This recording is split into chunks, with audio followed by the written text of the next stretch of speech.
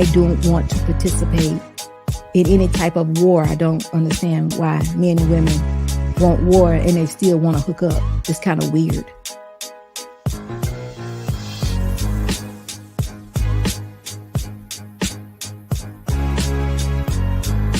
Because so often I've seen that there's programming and conditioning going on that does not represent the man being lifted up. It's more so tearing down. And women, we don't even realize that the conditioning is going on. Is honesty a disadvantage in this space? Because that's how I'm coming. I'm coming as with honesty. There makes no sense for us to bring the woman up, and then there's still women out here that are dogging and belittling our men. So we got to get the message that we got to come up together because we're for each other. Y'all do understand that, don't you? I'm trying to share with these women how to be better women, how to prepare themselves to be wives.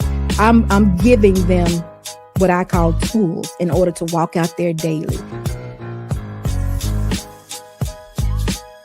She don't advocate for us. No, that's not true. I very much do. I want you to have all the information and a good woman.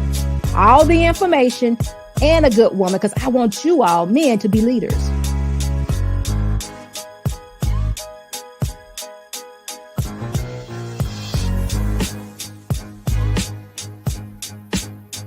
Do you think most women can really deal with what it comes with a man that truly is having the trajectory of like a high level success?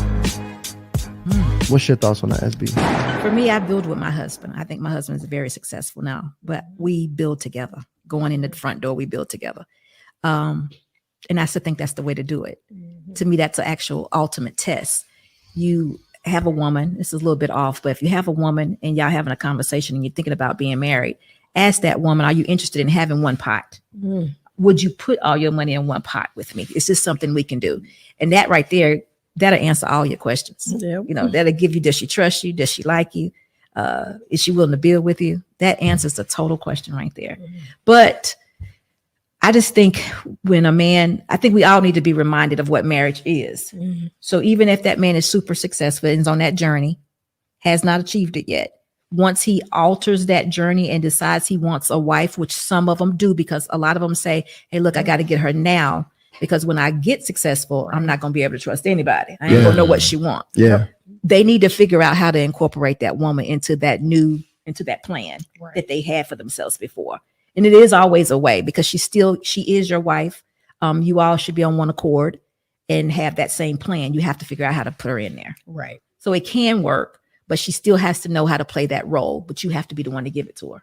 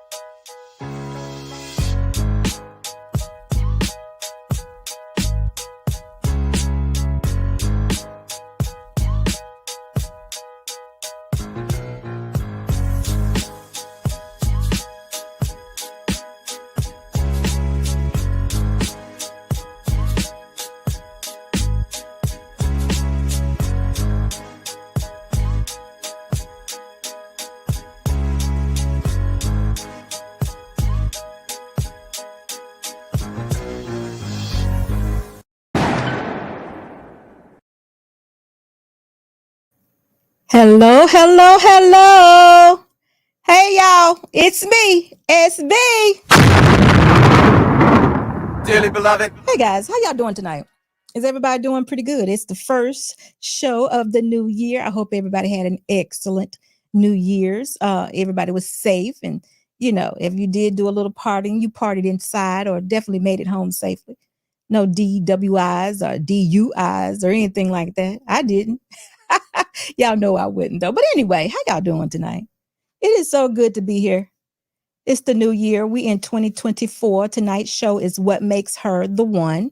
Y'all see who's on the thumbnail, Mr. Jonathan Owens and his wife, Simone Biles. We're going to talk about it just a little bit, y'all. We're going to figure out what makes her the one. And I know men are just, I know y'all really, really want to know what makes, how do you choose that one? How do you know? Now, let me just tell y'all, it ain't no guarantees. It could all look very, very good from the exterior. It all could be good for several years, so y'all say. And then it could fall apart. But we're going to see exactly. Is that true? Or was those red flags there from the beginning? I really don't know.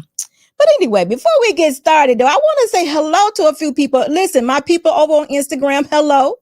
I hope y'all are having a excellent New Year's or the second day of the year. Did y'all go back to work? Did anybody go back to work? I kind of felt like everybody's still hanging out, still, having hangovers or still in the holiday spirit. Is that what's going on? Nobody's went back to work yet. Not too many people. But anyway, hello to you guys over on Instagram. Thank you so much for joining the show. Y'all already know now that we are able to go live on Instagram. Our Instagram family can come here and join us. Y'all, you know what? I think YouTube is allowing you to go, or Instagram is allowing you to go the entire show. So listen, hang in there, ask questions. If I see the questions, I'll definitely, hangovers. Yes, I will definitely answer those questions. Hangover 2 days later, right? That's how it goes sometimes. I always was told the way to get over a hangover is to drink a little bit more. So who knows, right? And they're not even drinking anymore. They're doing some extra stuff. So Successful MD, who knows what's really going on right now? But anyway, listen, my YouTube family, how y'all doing today? I hope y'all are doing really, really well. I'm going to say hello to a few of you all, and then we're going to get started with this show because I just got something to tell y'all. I really do. I'm holding out on some things, but some things I'm just going to just talk to y'all about because y'all my family. Y'all can help me out with it. We can kind of, decipher through it, figure out where we are, where we need to be in 2024. I hope you all, I'm not going to say made any New Year's resolutions, but I'm hoping that all around we need to get a little bit more disciplined about ourselves and the things that we entertain. How about that? But anyway, before I do that, y'all know I'm coming live to you all with I Choose You. And I'm still looking for bachelors and bachelorettes 40 and over. So make sure you go to my email, sbshow2020@gmail.com. I'm going to say it again, sbshow2020@gmail.com, because I really, really need more bachelors and bachelorettes so we can get started with this show. Y'all absolutely understand that February is Lovers Month, and we want to add to it if we can, but I need y'all to participate. So please, if y'all know someone or if you're the one, go ahead and go to my email, sbshow2020@gmail.com, and just leave me a little note saying how interested you are, and I will definitely get back with you. Thank you, Dearly so beloved. much. So, Mr. Gilbert, what's going on? SB looking like the queen that she's representing her king. All right. I like that. Yeah, successful MD hangovers. Jolie, definitely back at work. You went back to work. Jolie, I bet you about the only one. Was anybody at work today? Because it seems like the roads were, me and Mr. Boss went to work today, y'all, early. We got a new thing going at the beginning of the year. Thank the Lord for all of that. So we had an early start. And our day was over at 10 o'clock. So there was nobody on the road when we went there. But I assumed that people might have started trickling in at about 9-ish. I don't really know. But it was good for us. Married, relentless, satisfied. Hello, Tisha. It's good to see you. Anissa, hello. Happy New Year to you also. Renata, you too. Happy New Year. Mr. Brian, greetings, peace, joy, grace, and abundance. I like that. Thank you so much. Mr. Gibbard already said, Dr. Steele, what's going on with you? It's good to see you. I hope everyone had a good New Year's, an excellent holiday week, 2 weeks, whatever. We are now ready to get back to work, and that's what we're going to be doing in 2024. I am so glad that you guys are here with me and you're coming along for the ride, right? So we're going to get this thing started. I just need to.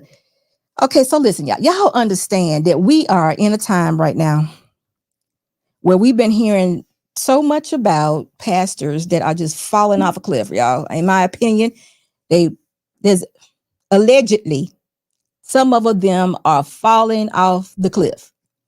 Well, I got some evidence, so we ain't got to continue to say allegedly, about one of them that fell off the cliff.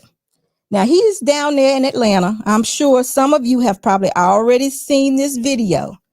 But this is going to be where we start. And we're starting here because, you know, it was New Year's Eve watch night service. Y'all know. And then I got to tell y'all a little bit about what's going on in Atlanta.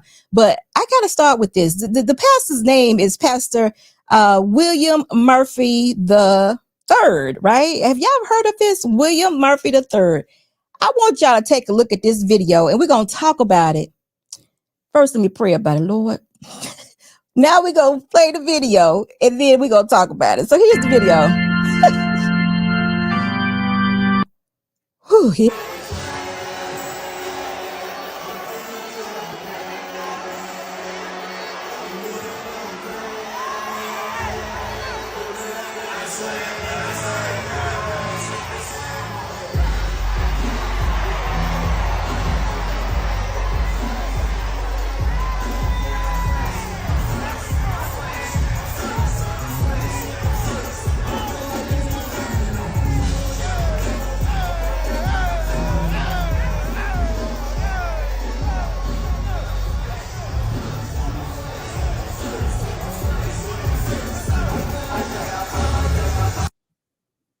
oh my God, y'all. Pastor could hardly contain himself behind that podium, y'all. He was wanting to go all in. Y'all saw it. Let me see that one more time. Let me make sure. I want to look at the whole entire audience because somebody's telling me that they feel like these are young folks. And I'm saying, hey, But I want to make sure because I don't want to, indict anybody. But they look like grown-ups to me. But let me just look one more time. Can you play that one more time, Mr. Biles? Just once more.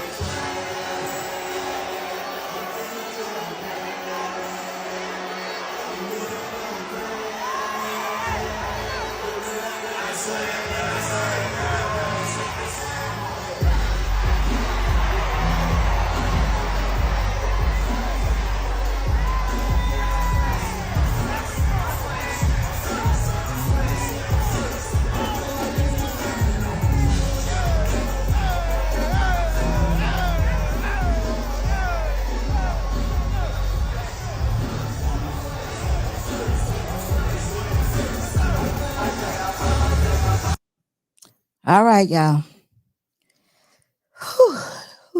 Y'all saw that, right? Okay, so listen, I got to tell y'all a few things. Apparently, a lot of people were offended. I got an article right here from Complex I'm going to read to you all. But a lot of people were offended. You all over there on Instagram, y'all saw that video? UNC, what's up? It's good to see you. Did y'all see that video? My folks over there on Instagram, did y'all fix it? And this is what he says. All these people that are coming against me, y'all don't know what y'all talking about. There was 150 people saved. Let me say that again because I don't think y'all heard me. There was 150 souls that were saved on watch night service. At that service right there, y'all, it was 150 souls that were saved. That's what Pastor Murphy said. They liars, bro. They liars. Now, to me, it looks like it was middle age and up. And you know what I'm saying now? I'm saying I didn't see anybody that looked to be under 25. So 25 up to about 50-ish or more. Well, waving, I would say somewhere between 25 and 50 is what I saw. But 150 folks got saved at watch night service. Y'all, this is scary. This is very, very scary because the Bible tells us once you are filled with the Holy Spirit, you actually separate yourself from the unbelievers. Now, he brought it inside the church and then confused the people to think that all this comes with being saved, being filled with the Spirit, repenting of all the things that you have done and gave, oh my God, and gave your life over to Christ. Y'all, this is what he just, 150 people were deceived on watch night service right here by Pastor Murphy, y'all. And he's just excited about them 150 people came up and said, what? Was it before or after they were doing what y'all call it, the swag and the surfing? Do y'all not know? Listen. It says at Atlanta non-denominational church, Dream Center, that's the name of it, Dream Center, y'all, founded by pastor and gospel artist William Murphy III. A night church service was held where attendees danced. Y'all, they danced and rejoiced to FLY's swag and surfing. Swag and surfing. Y'all, let me tell you about the swag and surfing because I don't know nothing about it, but I read up a little about it. You know, swag and surfing is something that Beyonce came out to at Coachella, y'all, back in 2009. This was her song that brought her out because she was down with the HBCUs. This was the we in trouble. We in trouble, y'all. He has convinced these people that in the church on watch night service that they were supposed to repent and give God, you know, Jesus, I know you died for my sins. I'm giving it all over to you. But at the same time, we moving side to side to Fly's swag and surfing, which is, y'all heard the beat of this song, right? I don't even know what the song actually says, but I can't imagine. I don't know if they played the whole song, y'all. We only got this little bit right here, but he is happy that 150 people said that they gave their life to Christ to that. Y'all, this is so misleading. See, you're supposed to separate. There ought to be a difference. There should be some differences between you and swag and surfing, y'all.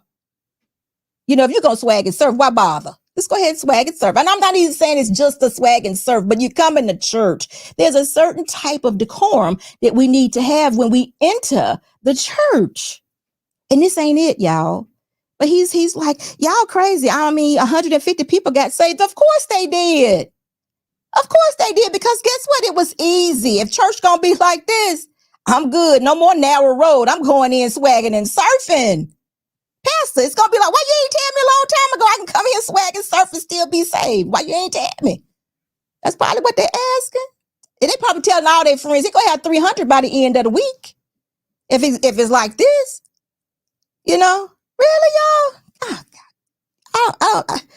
Oh, Lord. Listen. It goes on to say, some took offense of the footage that was posted on TikTok. Really? Why? While others excused the song choice. As the service was held on New Year's Eve, a vital clip from the scene shows guests joining in arms and swag surfing while cheerful Murphy approaches the podium. He couldn't hardly contain himself, y'all. He acted like he was on the keyboards. Y'all see, he had to remind himself that he was behind that podium, but not on that keyboard, because he is a songwriter, so it says here.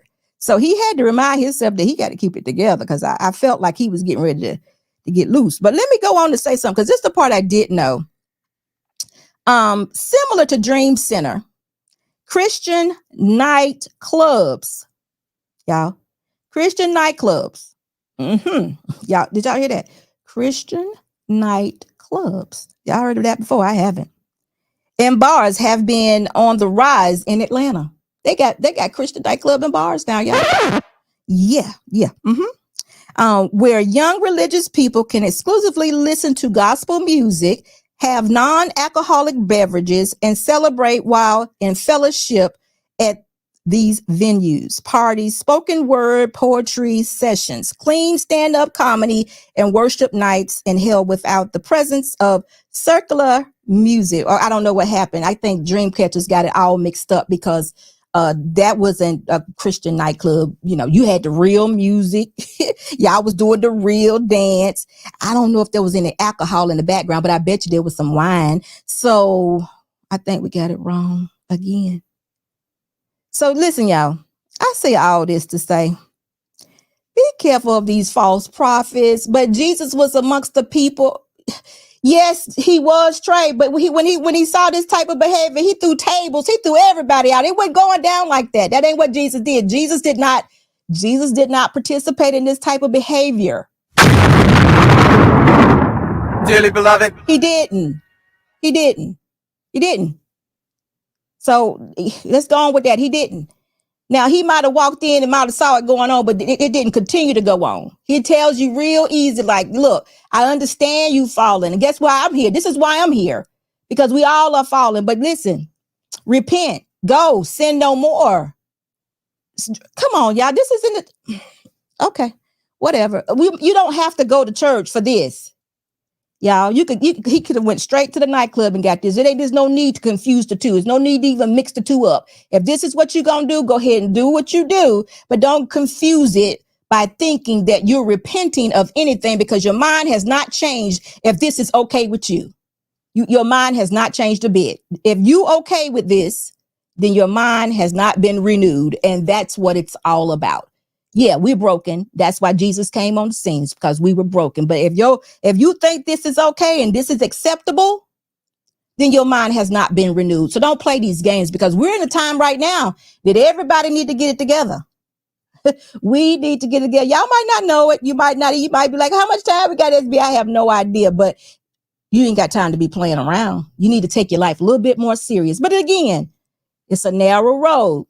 And this is what the Bible tells you, is a very narrow road. And you think this kind of behavior right here is going on that narrow road, keep playing. But that's all I got to say about that, y'all. How about that? We're going to move on.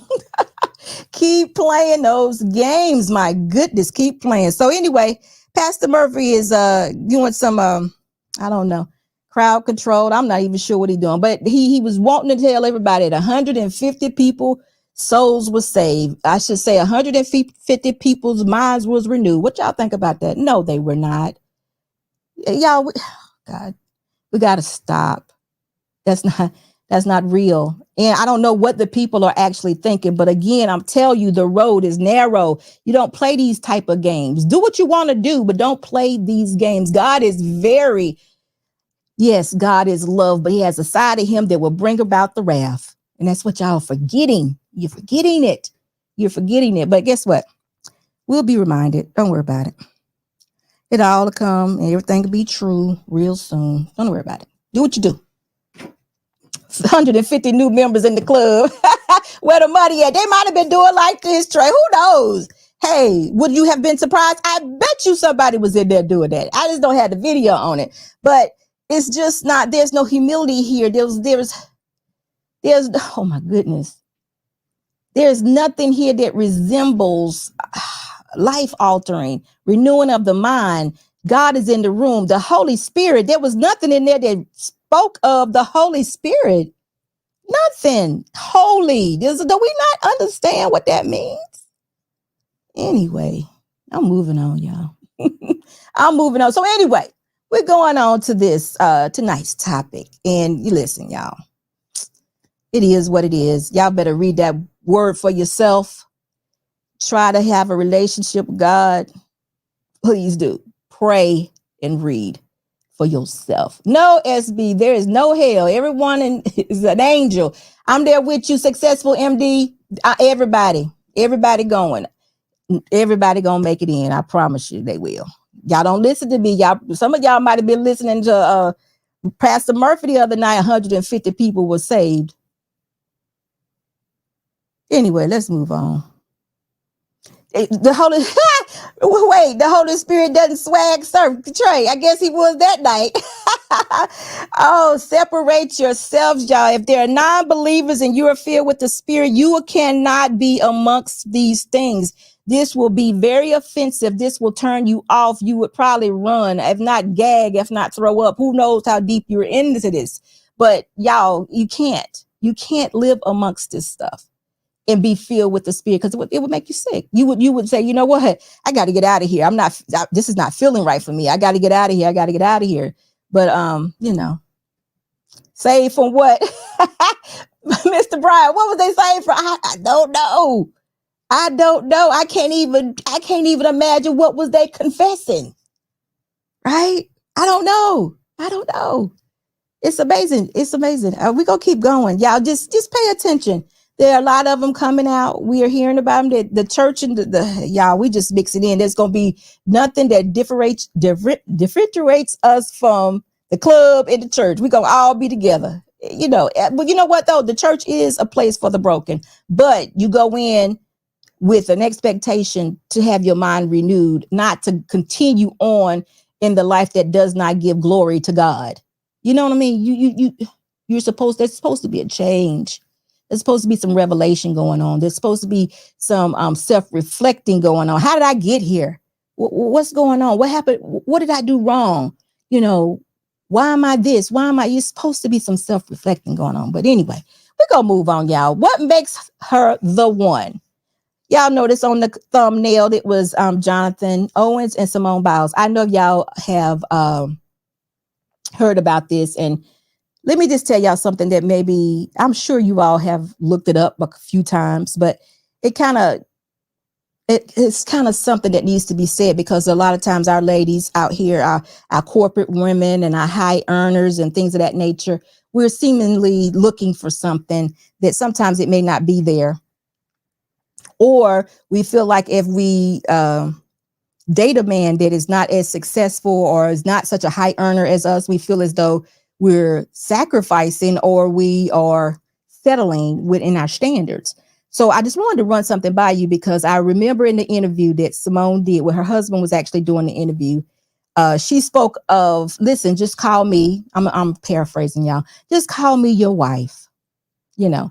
And he also said that they were on this dating app, and she was the one who made the actual first move. She sought him out. Y'all, let me tell y'all something. Simone Biles is worth $16 million. Her net worth is $16 million. 16 million. Her man, Jonathan Owens, just to let y'all know, right now he is worth $5 million. So I noticed a lot of people got caught up because he was saying that he's the catch. He is a catch. He is. He's a modern young man, NFL player, $5 million, who wanted to be married and walked it completely out. There's not many of them, y'all. There's not many young men, period, that are high earners that want to be married. Not period. So he is a catch. But guess what? It takes nothing away from who Simone is, because she's a catch also. But not only that, has a net worth of $16 million, and she's still a wife. Still a wife, y'all. So what I'm trying to say is, despite all the money and earnings and all these things that she's accomplished in her short time being here, it did not change who she was as a wife. And that's what I'm trying to tell the ladies. That's what I've been trying to tell the ladies. There was many, many years that I was able to produce more money than my husband. It did not change the fact that I was still his wife. He still was the leader. He still had the plan. He still dictated exactly what we needed to do within our home. But it ain't like he didn't come to me and like, babe, what you think about this? Of course, because we were becoming one. Them two, Simone and Jonathan, they're becoming one. She's making double the amount of money he is making, and it doesn't matter. She's like, call me your wife, because she wants to be a wife. Now, I bet you she done studied every book she could to figure out exactly how to do this thing correctly. I know she has. And if she hasn't, she's in the process of doing it now. She's not going to stop. She wants to be the best wife she could possibly be. And it has nothing to do with the amount of money that Jonathan makes or that she makes. She wants to carry this thing out and be his wife. And that's the point I've been trying to make to ladies. Often we have these ladies who are high earners, and if they feel like if they have to, entertain a man or date a man or maybe even marry a man that makes less money, that they're settling. What are you settling for? You want a good man. And if he's that, then how did you settle? You allowing your money to be your God. That's what you're doing.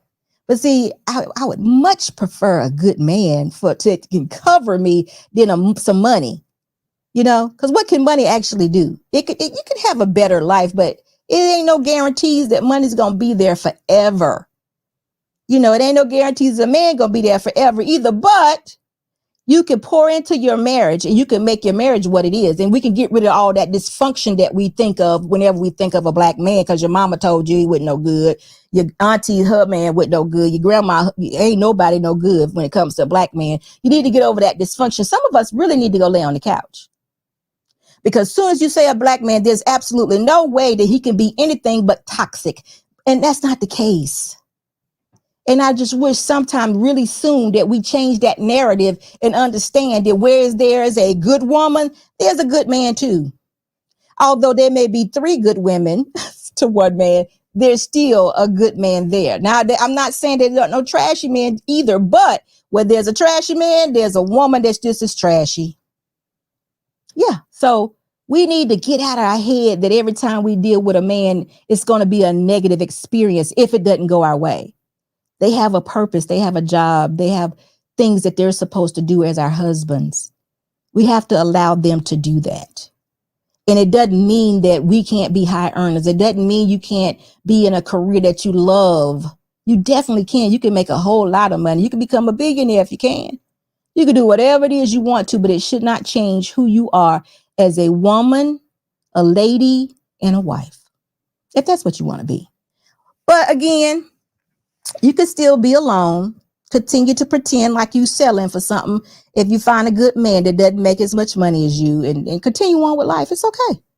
You know, however you want to do it. I can't, you know, appeal to you, but I'm saying that you got a young woman out here, Miss Simone Biles, 16 million. She got some real money, y'all. That's some real money. I ain't talking about 100,000. 100,000 ain't doing a whole lot nowadays, y'all. 100,000 can't even buy you a house anymore. It ain't doing a lot at all. So think about it. You got 100,000, you probably just meeting your bills. You really ain't doing a whole lot out here anymore with 100,000 or even 150. I mean, I don't know how much you're making. I don't even care. I'm just telling you that it's more to a man than how much money he makes. And it should be you being a woman or you being a wife shouldn't depend on how much money you actually make, because there are different classes of everybody. There's a man, a real good man somewhere living in a low income apartment, but he's still a good man. He's for somebody, and so on and so forth. So Dearly beloved, I just wanted to tell y'all that, just let y'all know that. But anyway, I'm gonna move on because I always do. What we got here? Who's saying something? She married someone in her class like most rich people do. I mean, if that's how you call it, I don't, you know. She clicked. I don't know if she looked them up and found out how much money he was making before she did that, but she makes double. She's double. Feminism doesn't agree with you, SB. Hey, listen, feminism, they probably broke and alone. Trey, broken alone. I'm not interested in being broke and alone. I can make money on my own and I can still be a wife. Can they do that? See, they got that dysfunction going on through their head, Trey. It's all up in there. They're dysfunctional. They're thinking that the man, and most likely the black man, is their, you know, the reason why they're where they are. You know, the black man is responsible for them. That is not true. That is not. Okay, the contradiction of the sisterhood. Yeah, you know how that goes. Yeah, they're holding the black man responsible for all everything that went on, and you know they didn't have to do it, but they still want to hold a black man responsible for it. See, I'm trying to tell my ladies this: you got to have some standards, right? And you got to hold to those standards, but you have to absolutely know that you are making choices on your own. You can't blame the black man for everything, and not all black men are dysfunctional or toxic. And you know what? So this is sad, y'all, because guess what? There are a lot of feminists, I should say, that have boy children. And I did a show on this a long time ago. But the more I hear them talk, or the more I hear them rant, or the more I hear them, you know, be disrespectful to men and women, I often wonder, how are you managing your boy child? Are you disrespecting this child? Is that what you're doing? Because it makes me wonder. I'm just wondering, how can you bring up a productive boy child, a black productive boy when you feel this way about men? You know, it makes me wonder. Dr. Steele says, Simone Biles, Proverbs 31 woman. Thank you so much for your $2 super chat. She is a virtuous woman. And I'm sure her husband is saying just that because she made him feel like a king that he was. And a lot of people are mad about that, I believe. I think a lot of people got upset. I'm understanding. I don't know for sure. I didn't read the comments or whatever, but I'm understanding that she got attacked by some women about those comments she made about her husband. Raising what you hate. Absolutely. Is that, how can you do that, Prime? Prime, how you doing? Listen, I don't know if this is the same Prime, but Prime, did you get engaged last year or so? Is it time for the nuptials? I don't know if this is the same Prime, but if it is, keep us in the loop. We want to wish you congratulations if it is, or, if I have the wrong one, forgive me. Anyway, those of you on Instagram, if y'all have any questions, I know you speak from a woman's perspective, but there are way more good men than women. Listen, I speak as a woman, and I don't, point fingers. There are good women and there are good men also. I don't know about way more good men. I don't see how that could be, considering there are so many more women than there are men. But I understand what you're saying. I do agree that there are a lot of good men. I absolutely do agree to that. And I think that we should acknowledge those good men more than what we do. But we have so much dysfunction in our heads, so many bad stories, and a lot of men get into stuff. Listen, the media has managed to paint the black man as a monster. So we need to figure out how to make this image of the black man much, much better. And the only way in my opinion, y'all could tell me, but in my opinion, the only way that we could do this is have the man continue to be married, have the nuclear family, continue on with his journey, be a man of purpose. That's what I think. I don't know of it any other way, but like I said, it's so much dysfunction. All we can say is men are toxic. Every time I hear a woman talk about a black man, most of the time, it's always, well, he ain't gonna do this. Well, guess what? What did you do? I even heard a woman, we all know of a woman, I ain't gonna call no names. I gotta tell y'all this, because just in case y'all didn't know, when you down and out and you run around here hitting a lick, trying to scam, doing things you ain't got any business doing, you out there with those type people. Those are the people that you attract. That is exactly who you attract. You attract scammers. You attract people that'll hit a lick. You attract people that'll rob a bank. You attract people that'll tell a lie, steal checks out of your mailbox. You'll do all of that if that's where you are. If that's where you decide to play, then that's where you are. Now, what makes you think that you can live that type of life and then decide to have a relationship and the man gonna be a good man? How is that possible? How are you gonna find a good man and you ain't producing good work yourself? It's impossible. If a woman out there hitting a lick, stealing checks out the mailbox, scamming people, stealing credit cards, boosting from Walmart, boosting from Belks, doing all she can to get a hustle, why would she think that she could have a decent man or a good man? Why? How? It doesn't work like that. You are who you attract. If you want a better, you got to produce yourself better. Go align yourself with your creator. Ask God about it. What should I be doing? How should I look? How should I be speaking? What should I be doing with myself? Self-reflect on all the junk you've done. Repent for all the junk you've done. Ask God, listen, I'm tired of this. I need a better man. Don't carry all that junk that you did with the man that you chose to be with out there in them streets. Don't have him be the ideal man or the idea of a man that you think that he is, and then paint every other black man to that same picture. All of them like this. No, ma'am. No. There are some men that are not gutter. There are some men that are not trashy. There are. But, again, if you live in that type of life, I would say that's what you're going to attract. Why else would you attract something different? That's what I think. But no, y'all will get on here and y'all play around with the trashy guys. You come in here liberated sexually. You're giving up all your sex, all your booty. This man ain't promised you nothing. Nothing. You don't even know his last name.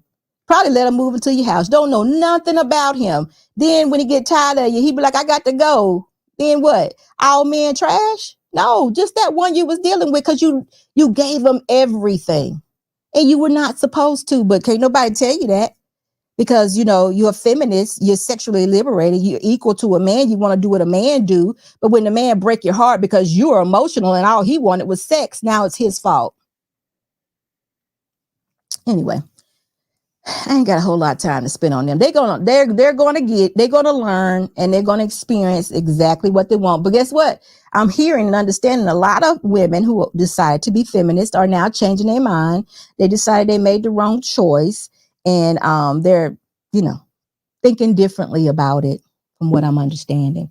I don't know. I wish them the best, but I'm gonna continue to do what I do. And the ladies that choose to listen to what I'm saying, they are welcome to do so. Ask any questions, whatever they want to do. We have jobs as a man, as a woman. There are more men doing what men are supposed to do as men than there are women doing what they're supposed to do as women. I hope we all can get together. I hope we can too. But you know what? Listen, I don't know. We still need to question what we're listening to. There's dysfunction on both sides, because sometimes men will tell you it's their nature to cheat. That's not what God says. See, I can't go along with everything. Some men would tell you it's in their nature to cheat. It's in their nature to have 2 and 3 women. Once you get married, that's not what God says you're supposed to do. And before you get married, that's fornication. That is still sexually immoral. So I don't know. I can't absolutely say yes to that. But does that make you a bad man? No, it doesn't necessarily make you a bad man, but it doesn't make you a man that's ready for a marriage relationship. And sometimes we carry the junk into our marriage relationships that we didn't clean up prior. And that sometimes is the issue. Because see, there's an expectation when a person marries you, there's an expectation that you absolutely know what it means and what's in, what it entails. But when you get into this marriage and the person, one or the other, are not doing what it's supposed to do, we figure it, we be like, well, hey, wait a minute. Wait a minute. You weren't supposed to do this, because there was no preparation for the marriage. See, there was no covenant.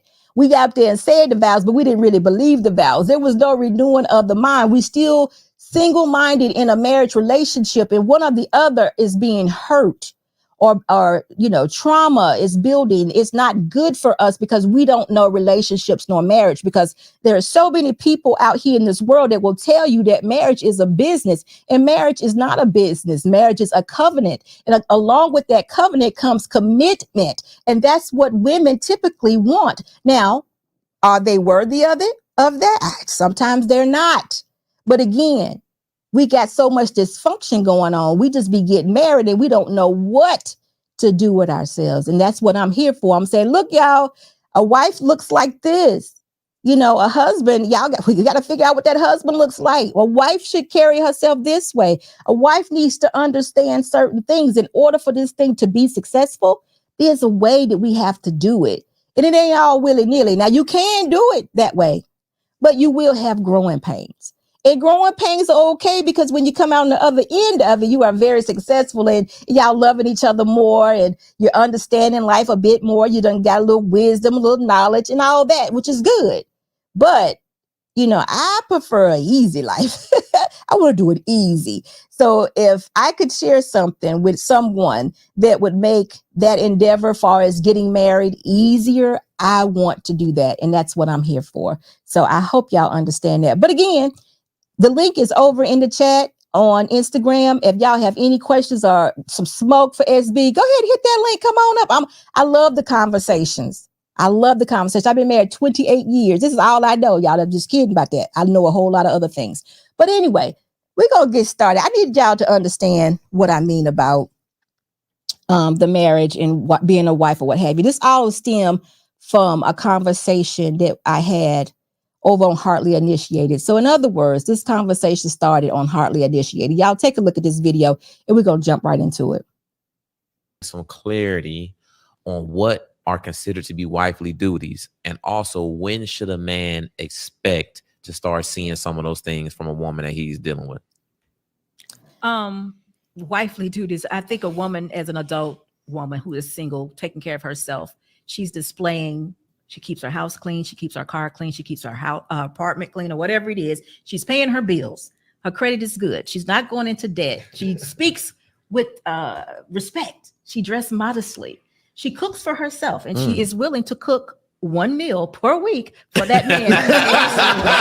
But It's a meal camp. Right. Okay. It's a meal camp. Okay. he's not her husband. Okay. 1 meal a week, but she There is you not go. washing his clothes. Okay. Mhm. Okay. But he can come over to her house and see how nice and neat her house is. See that her toilet has no ring. Fabuloso. He can come over to her house and see all of this. But he's not her husband. You don't give all of it away. Okay, guys. So y'all saw that. This is such a little topic. I really don't know why I thought I made myself very clear, because the question was, what are wifely duties? This is prior to marriage, y'all. Being a wife is totally different than being a girlfriend or someone that you're looking at to see if she has the potential to be a girlfriend. In my mind, those are two different women per se. Meaning, a wife, number one duty to her husband, a wife's number one duty to her husband is to submit to him. Number two is to respect him. So understand that, y'all. Number one duty. We got to respect and submit to our men. Number one duty as a wife. But y'all ain't going to know that's going on unless you see some things in her prior to marrying her. That's why I gave the list of things. Remember, I said she speaks respectively, with respect. She speaks with respect. She carries herself very modestly.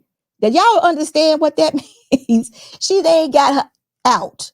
Nothing is out. She is carrying herself as a respectable woman.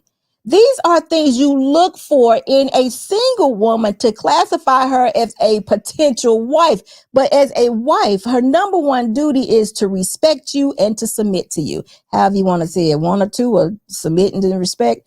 Either way, the Bible lists them both. Those are the number one things that a wife has, her duties towards her husband. Understand that. But you have to understand that in the meantime, while you're watching her, this woman has to know how to take care of you, because guess what? You want her to take care of your home. So she has to know how to take care of her home. Y'all, it's just, you cannot marry a woman. I'm going to say it again. That has a dirty trunk. Y'all go look, don't get mad at me and don't act like you don't understand. I'm make sure you understand, and I'm going to say it again. A single woman that has nobody to be concerned with but herself, nobody but herself, should not have a dirty trunk, dirty, messy trunk. No, she should not. Y'all say, why you say that, SB? Because if I only have to take care of myself, then I need to take care of my trunk also. Everything around me needs to be decent and in order. Because remember, y'all, I want to be a wife. You know, if I want to be a single girl all my life, I could have 5 different outfits. I could have the stripper shoes. I could have the short skirt. I could have the business suit. I could be 5 different women, and all that could be in the trunk of my car. And that'll be okay. But guess what? That's not a wife yet. The wife is going to be the woman who displays decency and order. She's going to be the woman that is modestly dressed. She's going to be the woman that has respect. She's going to be the woman that you ain't going to see her doing a whole bunch of cussing. She ain't going to be hanging it out with a whole bunch of people. She ain't going to be all over Instagram looking for validation, because she knows who she is. She knows who she is, and she knows what she wants to do. She's going to cook that meal, but she is not your husband. Excuse me. You are not her husband. She is not your wife. She's not going to be coming over your house cooking for you every night. What are we doing? That's not how it works, y'all.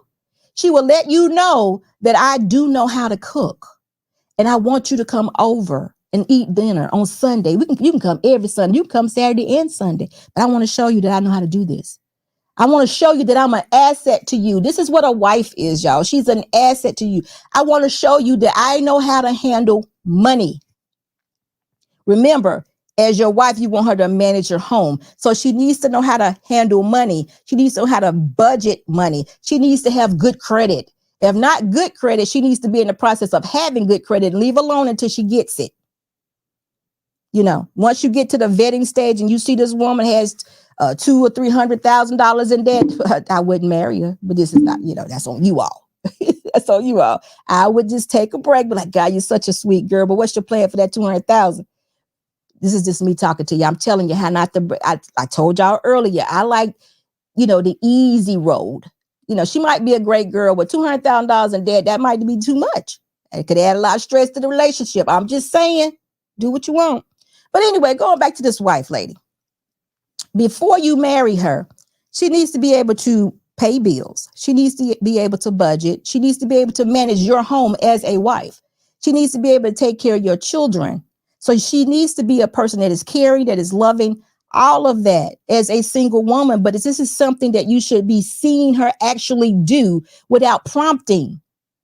Without prompting. You don't need to have these conversations and be like, well, a wife would do this, a wife would do that, because I've heard many single women tell me anybody could do that, SB. Anybody can go in there and cook and clean and prepare a meal and, all these things that women do. We could all do that. See, that's what I'm saying. See, that's a setup. I'm talking about the woman that naturally has good credit or wants good credit. I'm talking about the woman that naturally cleans her house. The woman that naturally cooks. She's going to cook for herself, even if you're not coming over to eat the food.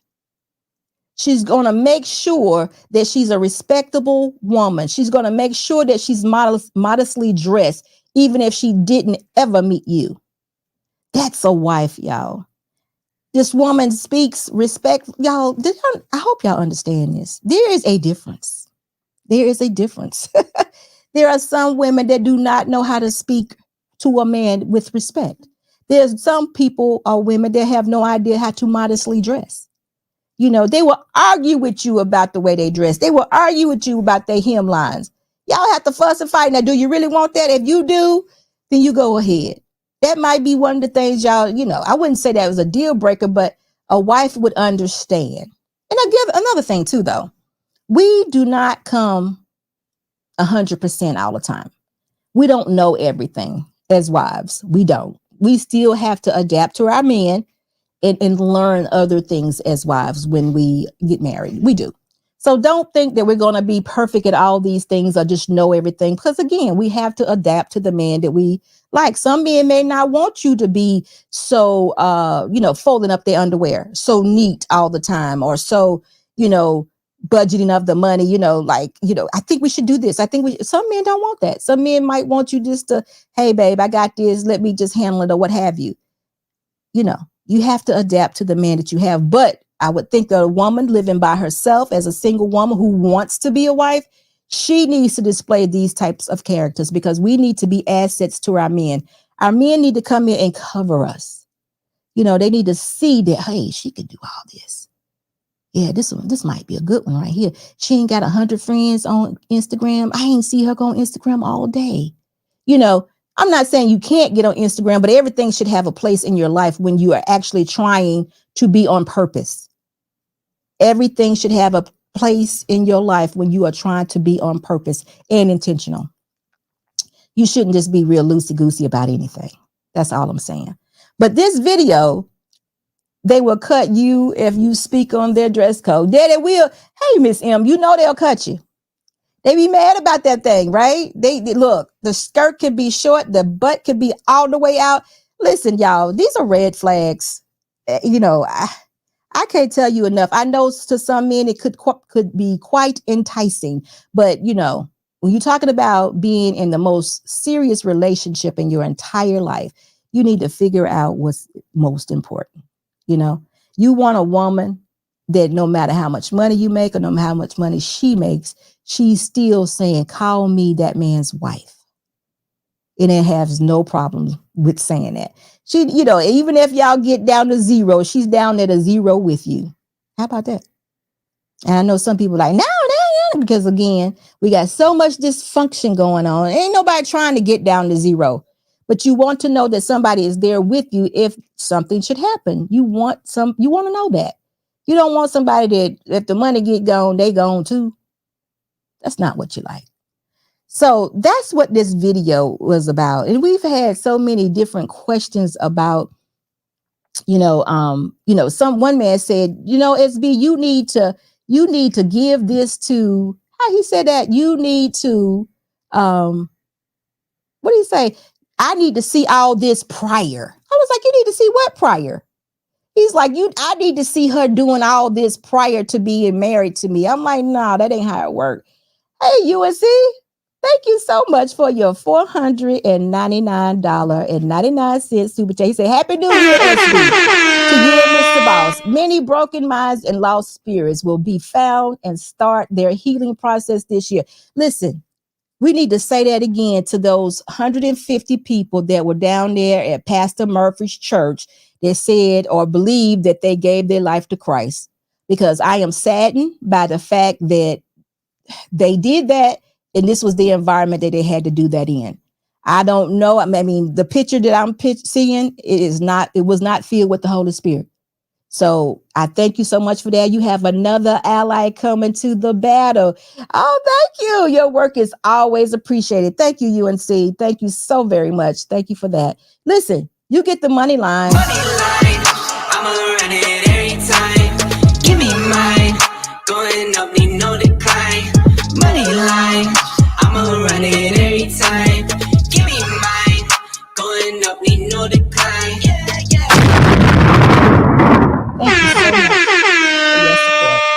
Thank you so much for your support. I see you all the time on Instagram, and I appreciate you so much. Okay, so y'all listen. I'm just saying, men, I've been hearing my man here lately telling me that they need their women or women that they're interested in to basically compete for their time and, if they're a good man and what have you. And I hear that that's the atmosphere of it all. But what I'm saying is that there's a good woman that is God-fearing, and she knows exactly who she is, and she knows her value. She can demonstrate to you exactly what a wife looks like. And you don't have to be offended by it. It doesn't have to be her catering to you as your boyfriend or her, it doesn't have to be that way. Matter of fact, it is not that way. Now, some of you are going to be like, but she going to want us to spend money on her and do these certain things. Let me tell you something to you. No, she won't. I mentioned to you that this woman I'm talking about in that video, she has her own money. She has her own money. Listen, I was talking the other day to somebody, and I said, you know what? I don't think a woman should take money from a man because there's an expectation. A woman should be able to take care of herself. You don't pay my bills for me, because if you pay my bills at my house and you and I are just dating, what happens when I want another man to date me? Are you going to think you running my house now? No, don't do that. If you ready to pay my bills, you should be ready to put a ring on it. Y'all understand that, right? Don't do that. If you want to take me to dinner sometime, that's fine, because I'm willing to cook for you and take you to dinner. But let's don't muddy the waters, y'all. If a woman is expecting to have the expectation that you need to pay her bills in order for you to be her man, that relationship is going to be about money. She has made money her God. She's not fearing the God that I'm served. She's not trying to be in alignment with the God that I'm telling you that puts you in a proper alignment to be submissive and respect your husband. She'll never get that if she's wanting you to pay her bills. Listen, y'all, there's small things like that. And some men have been telling me, no, SB, we date and I won't mind paying your bills. No. You don't need to pay my bills. You need to know that I'm an asset to you. Now, how does you paying my bills let you know that I'm an asset to you? You don't have to show out for me. If I like you, I like you. If you want to marry me. But you don't need to pay my bills. I don't think men should give women money while they're dating. Now, if we get to courting and we get to, some proposals have been, exchanged or whatever, will you marry me? And I said, yes. Okay, that changes the situation, because now we are saying we're going to be husband and wife. Now, things change at that, because you might want to give me some money for some plans or things of that nature. But prior to that, I don't think men should be giving women money. If I live without you prior to meeting you and I was just fine, why now that I'm with you, you have to give me money? Y'all don't do it. Women don't accept money. With that comes responsibility, in my opinion, because on top of that, y'all remember, I'm preserving myself because I have a line with God, and God is teaching me how to be a wife. He's showing me, he's renewing my mind, because y'all don't understand. Maybe you don't. Some of you might. There's a different mindset that comes into being a married woman. There are people in this world that are very petty. and they respond to certain things. When you become a wife, you become very wise. you grow up, your mind changes. You be like, look here, I ain't even caring about that right now. There's small potatoes in this big purpose that me and this man have together, and that's not going to bother me. Right? That's how you begin to think. If you still thinking petty, you need to drop to your knees and say, God, I need some help, because I want to be a wife, but my mind is telling me, for some reason that this is not right. And all it is a face cloth, or all it is, I don't know, just something petty that we get caught up. Oh, all it is housework. All it is housework. But I'm getting so caught up in this housework, God, I can't even see my husband for the man he is. I can't see that he's covering me. I can't see that he's my protector. I can't even see why I even need him in this house, because he wouldn't take out the trash. Get on your knees. Start praying. We got to stop reducing our men to little minimal things like that, when the purpose of being married is so much more than that. And the purpose of a husband is so much greater than that. We got to figure this thing out, y'all. And there's so many ladies that are caught up in this situation. There's so much dysfunction that we live through right now that is so, y'all, I hear it all the time. Yeah, my mama used to be one of the ones that would go on my daddy's wallet and take his money out. That's straight dysfunction. She wasn't supposed to do that. That was stealing, because all she probably had to do was ask him and he would give it to her.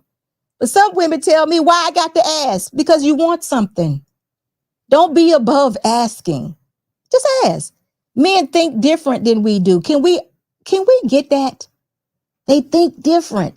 It's not that they're thinking incorrectly. It's not that we're thinking incorrectly. We're just different. Sometimes when we see something, they don't see something. So a woman, if you need something, ask your man for that something. Just ask. That's all you got to do. He'll probably give it to you. That's what I think. Because it's just that simple. Now, if you ask and he say no, okay, we might have a little separate problem. We may have another issue, but we can still fix it. But listen, guys, I just wanted y'all to know that there's a way that a wife actually behaves. One of the most important things is, in marriage, she owes her husband submission and respect. That is her number one duty. And yes, I said duty. Now, ladies, we're not upgrading the Bible. We're not changing the Bible. We're not moving the Bible to 2023. We're doing none of that. We're going to do what the Bible says so we can be successful at this thing. Because if we decide to become married, it is a biblical concept. So if you're going to take on that concept, let's do it the way he told us to do it. And then I think it is in Ephesians 5:33, wives, submit to your husband. It's just that simple. It also tells husbands to love their wives. We have to study and figure out what that looks like. It involves some patience. It involves some long suffering. That's why men are so loyal, right? It involves all these things. We have to figure out what that is. But we're not going to be doing any more adjusting. No more adjusting, like we've been doing. We've been really, really adjusting our lives and wanting the Bible to fit into our lives instead of fitting and correcting ourselves and having the disciplines to the principles of God. We've just been, let me just do this right here. This works better for me. But I'm telling you, it's time out for things working better for you. It's time to do it the right way. I just leave it alone. We've been operating so much dysfunction. Yeah, we've been operating so much dysfunction. It's almost that you don't even know what's right. We have no idea what's right. Hey, Clement, how you doing? SB, women are like, hold on. Women are like cats. They get up under you, get you all warmed up and comfortable, only to turn around and scratch up your good furniture when ready. Hey, listen, Clement, I've been thinking about you in a good way. I really do want to talk to you because I want to know from you. I want to honestly, I'm asking all my men in my comment section right now, because I've been thinking about my women also, myself included. When I'm upset, angry, whatever, feeling out of sort or whatever, I want to know, what is it that you all think that we're doing? Do you think that our emotions is something that we just make up? I mean, I know and understand that men often don't understand women, but are we being just a wee bit too dismissive of what our women are or may be experiencing? I'm talking about good women too, y'all. Understand this. It's a certain type of woman I'm speaking of. I'm talking about the woman that's there for you. I'm talking about the woman you're loving on, that's loving on you, that you're in this marriage with, that you could be in the trenches with within this marriage. I'm talking about that woman. I'm not talking about the woman that hang out with her girlfriends. We really ain't caring what she say because she ain't putting in 100%. I'm talking about the women that are putting in 100%. And what I mean by that, whether a man is saying he gonna put 100% in the pot or not, that woman is willing to put in 100%. She's willing. And if he doesn't want that, then okay. But I'm talking about the woman, if the husband would say, listen, we're gonna do one pot. We're gonna put all the money in one pot. That woman is willing to put it all in one pot. Because you know what that does? That just gets to the bottom of things. Because you put all your money in a pot, because see, we just love money so much. It's the answer to everything. We put all that money in one pot. We love that man. We trust that man. We're there for him. We are ride or die. And I ain't trying to die, but we there. That's what that means. It's so much more than just putting all your money in one pot. It says a lot. But I want to know, though, why would you be with a man that you didn't trust? Or why would you be with a man that you couldn't love through putting your money in one pot? See, these are questions that I don't think anybody's asking themselves, but I'm asking y'all to do so. But Clement, I'm getting back to my question. I just went to the left a little bit. I'm coming back. I'm coming back. Now, are we being men? I'm asking my men for the good woman. Are you being too dismissive? Are we not connecting the way that we should? Are we not examining why our marriages are not thriving? What are we doing? Are we just, it's her fault? Are we pointing fingers, or are we getting to the bottom of the issues? Because I'm going to tell you, as a woman that's been married 28 years, everything ain't okay all the time. I have feelings, I have emotions. Not everything Mr. Boss does is okay with me. You know what I'm saying?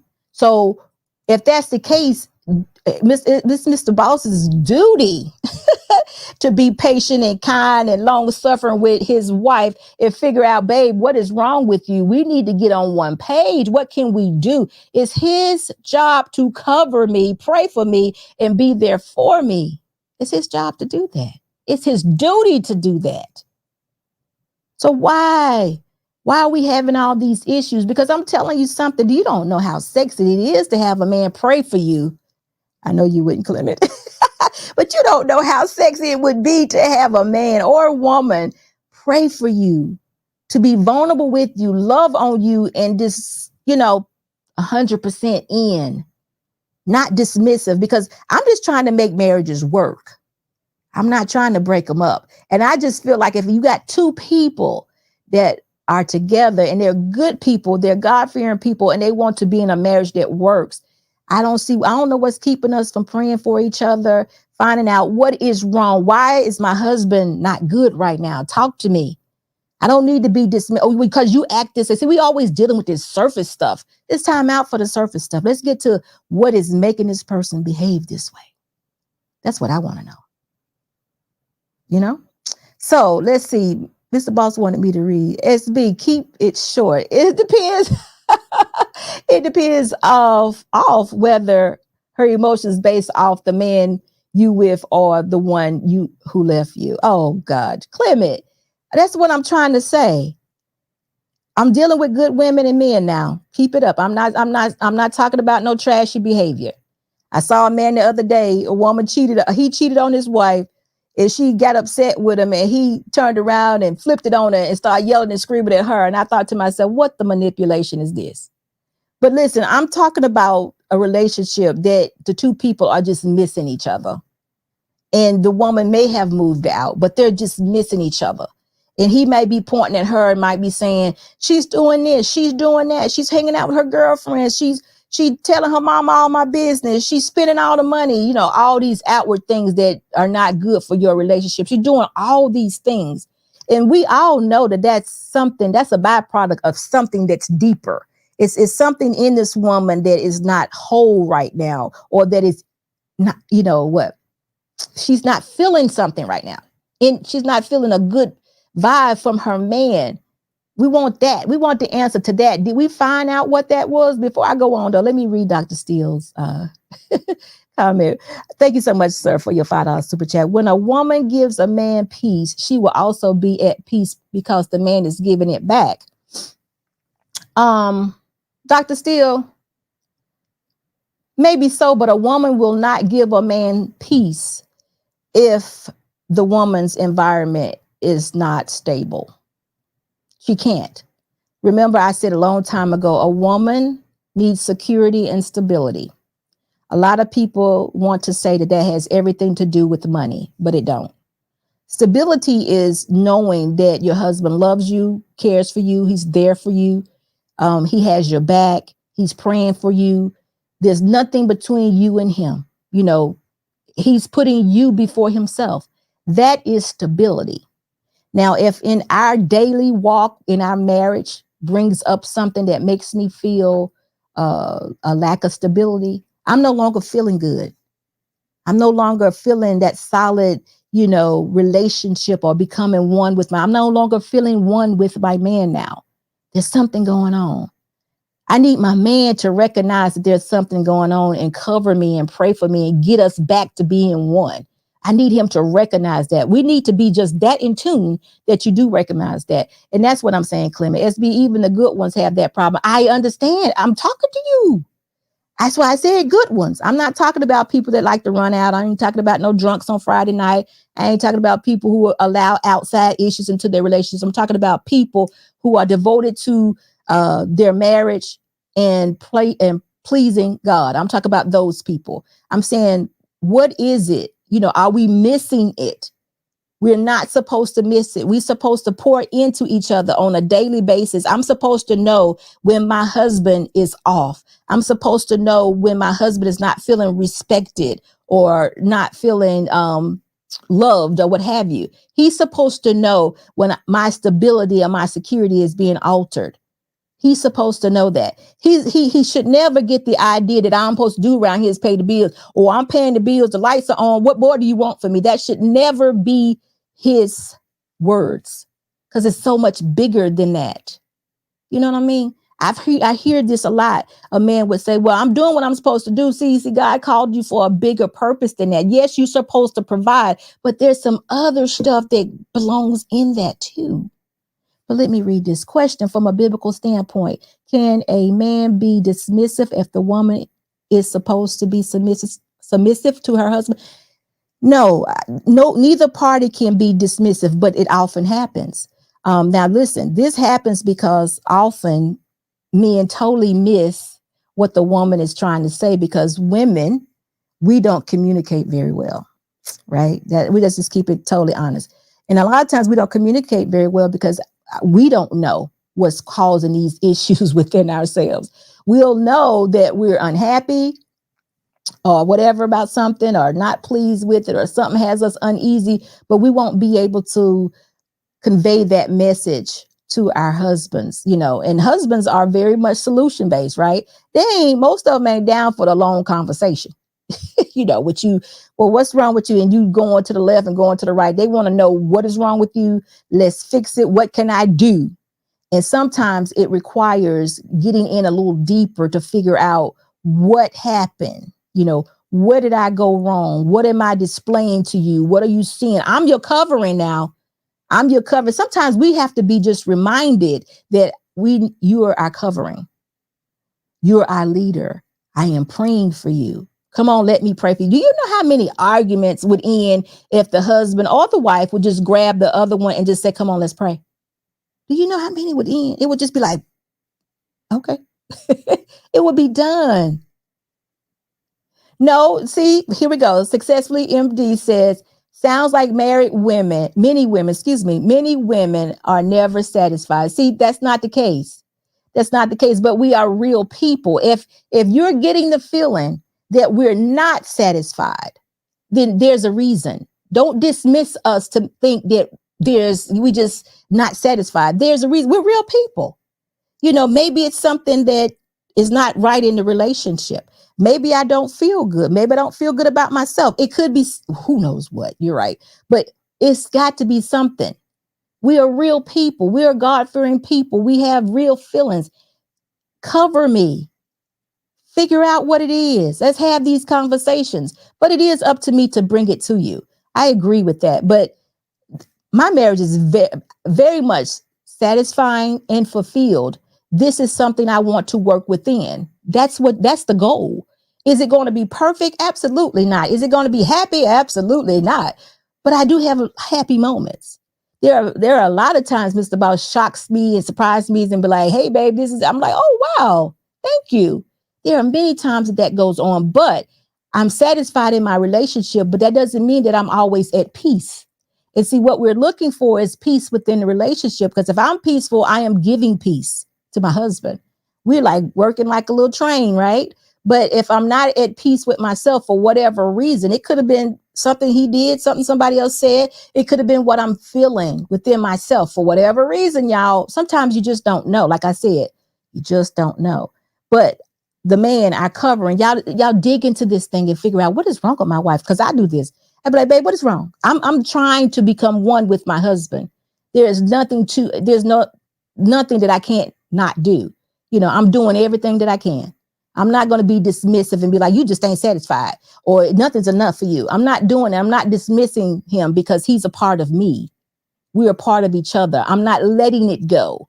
When he's not good, I'm not good. SB, the man has to be able to provide that covering to do that, i.e. relationship with God. Well, Anissa, we have already talked about the men I'm speaking of. They already got that covered. We're not talking about the men who are not, we're talking about people who are in good relationships, who fear God and who are working to become one. I'm no longer going back to the ones that don't want that or don't have that. I'm moving forward. I'm talking about, and the ones that maybe don't have it, they need to know that they need to get it. So I understand what you're saying. That is the difference between you and most women. Too many people are selfish. And so guess what though? Successful MD, you're exactly right. But guess what? Wouldn't you like to know if your wife thought you were selfish? Wouldn't you like to know that? Or would you just rather continue to be selfish? Because remember, it's her perception. Her perception is her reality in that case. So wouldn't that be something you would want to know? So often though, we won't say, you know what, I think you were being selfish in this particular realm, or, this right here made me feel this way, or this, whatever the situation was. These are conversations we need to have. Hey, wife school, right, SB? Every day isn't roses, but we extend grace to one another. Grace and forgiveness. Absolutely. You have to. But guess what? What if you don't?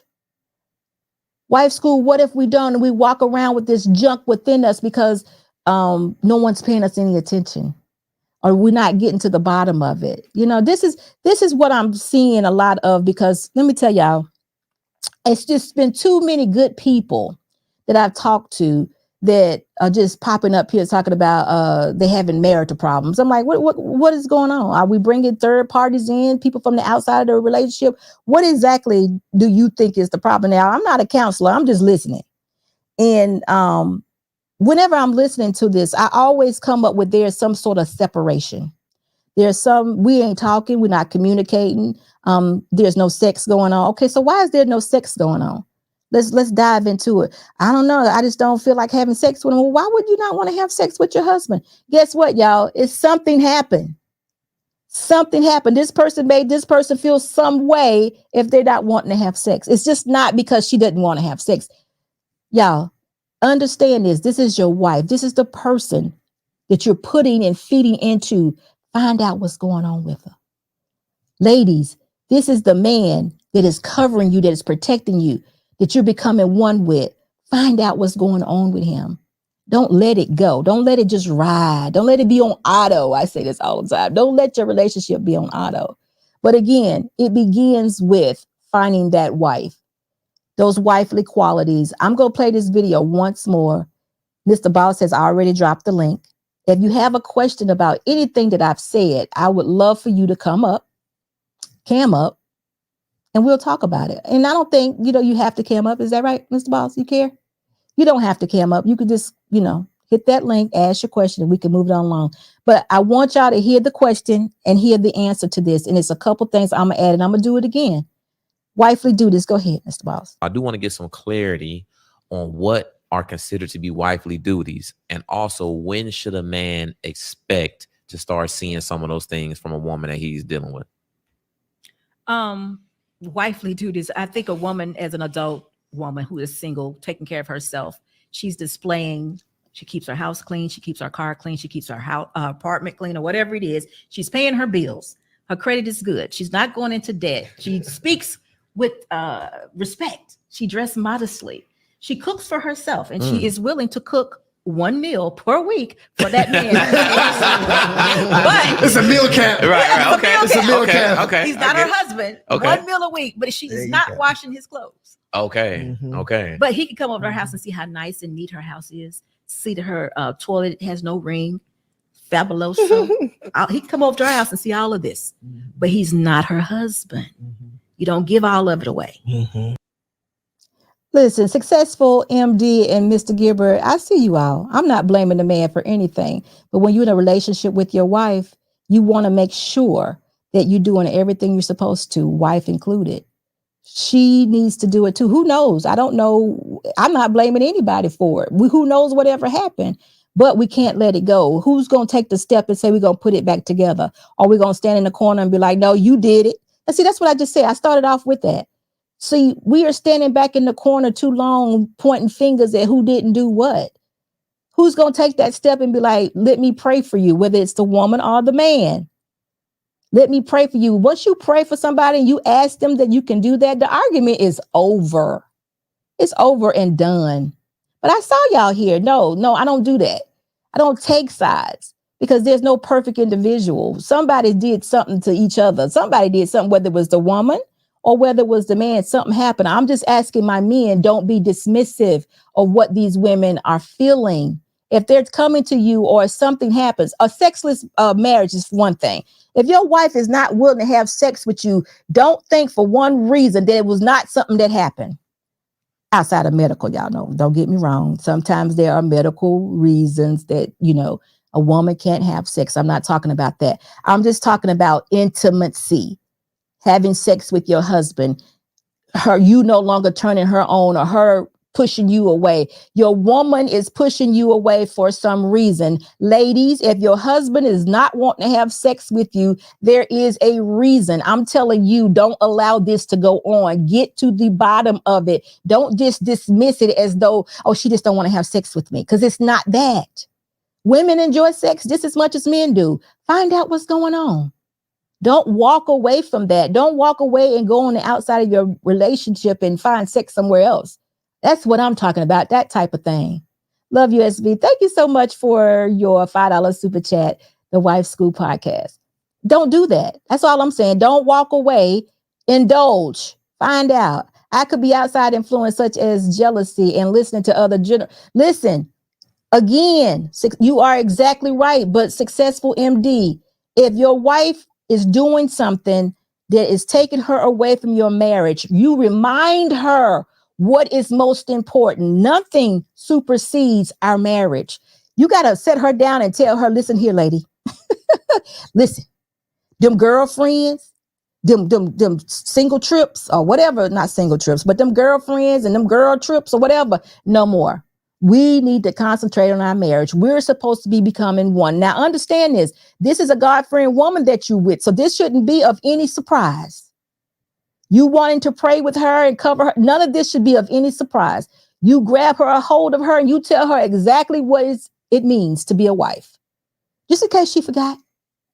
Sometimes they forget. Like you said, outside influences. Guess what, though? If y'all didn't have them working 8 to 10 hours a day out there in the world, in the corporate America, you might not have to worry about that. Make them, y'all. Make them. I'm just kidding. They need to live within your means. You have to protect your marriage, your wife, your home, your children. All that needs to be protected. Again, y'all, I'm just telling y'all how to have an easy relationship. Sometimes you all feel as though, well, we just got to do this because, the economy is so high and it just costs so much money to live. Y'all ain't even ever thought about giving up cable. Somebody I know dear to me, y'all, $300 a month for cable. $300. Really? You know, I ain't thought about giving up cable, still buying a pair of Jordans every month. So y'all really need to work to do what? Still got to go on vacation, cruise 2 and 3 a year.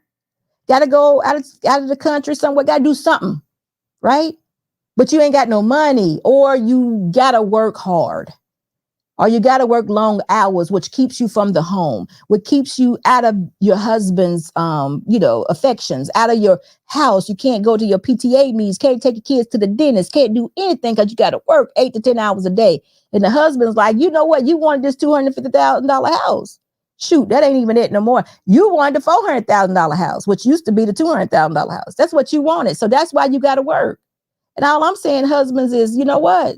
Sit the lady down and say, wife, this is what we're doing, because this is hurting us. This is hurting our marriage relationship. This is not what you want. I want to be with you for life. So we got to get back to the principles of this and our purpose. And this is how it needs to be. You know, write that plan. Show her what it is. It's just that simple. Now, I'm talking about a man that really wants to have this. It takes work, you know. People are more concerned about status and materialism to keep up with the Joneses. You are so right about that.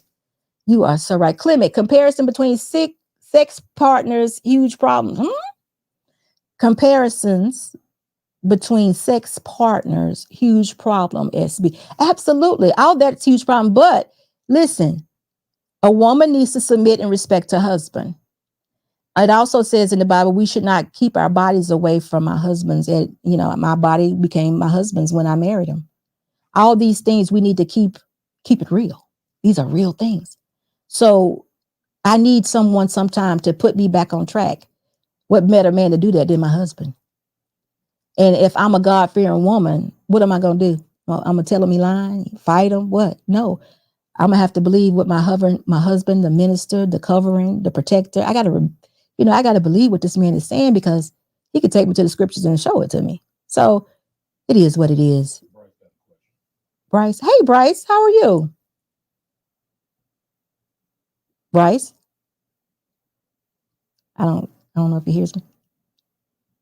Bryce? Oh, hello? Bryce? I don't hear him. But anyway,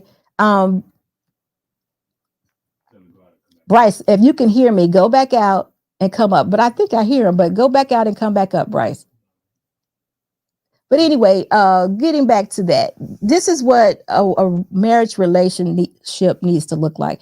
It's just so often I'm hearing people in marriages, both husband and wife, their wives, they being very dismissive. And I'm like, no, y'all, this is the time where it's requiring more work. You'll get over this hurdle also, but it's requiring more work. You have to understand who your husband is, and you're becoming one with this person. So continue on that journey of becoming one with this person. You can't be one with two separate agendas. Successful MD, you are exactly right. But remember, we can't go in the door with two separate agendas. We can't do that. Y'all got to be very selective when you are vetting these young ladies. You got to pay attention. Like I said, I gave you an outline of what a wife would look like. This is a woman that is an asset to you all. This is a woman that is an asset to you all. Mr. Bryce? Can you hear me? I can. How are you, sir? I'm good. And yourself? I'm doing well. I love your locks. They look really good. Thank you. Yeah, so I agree with a lot of stuff that you're saying. I just feel like today is just so different, you know? It's such a different time. And as men, we're raised to look at women a certain way, you know? Just to the utmost respect, you know? And nowadays we see the total opposite in their character and who they are. Majority, you know? And I feel like if you were to go through your life looking for a virgin like they told us to, it wouldn't happen. You would be abstinent, you know, and missing out, kind of, you know. Yeah. I'm only 25, so I'm not in too much of a rush. But I feel like the older I get, the less of the chance that I'm going to find a woman who's not really experienced and willing to, you know, let a man lead, because so much trauma comes from the past experiences with other men. I agree with everything you just said. Everything. And I really You're just want to you know are what would your advice be to navigate? What do you tell your son if you have a son? You know, like what's what I your would what I advice? would tell my son. And I first of all, I want to agree with you. So don't you ever think that SB doesn't realize that in this day and time we have liberated women, we have the feminist group, we have women who don't have a standard of living Exactly. for themselves. They don't have any value, have no idea their value. I agree They with you know totally. all the rights to that kind of stuff, you know? And it's like, I guess the girl to your left will give it to you, so she feels like she got to give it to you probably 5 days later than the girl to the left would, but it's still like once she meets me, she's 10, 20 in. And I'm Well, like, this is what I say to that. Okay, so what my role is as an elder woman, been married for 28 years. I right, tell ladies, the day of the virgin, there are still some out there. I'm not telling you to look for her or wait for her, but what I am telling you to do is there needs to be a woman that has the fear of God. It needs to be a woman who wants to be a wife and understand that there's purpose in being a wife.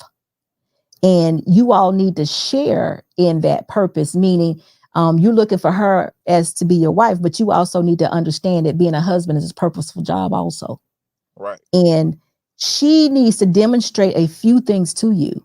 One is that she's not the Instagram model.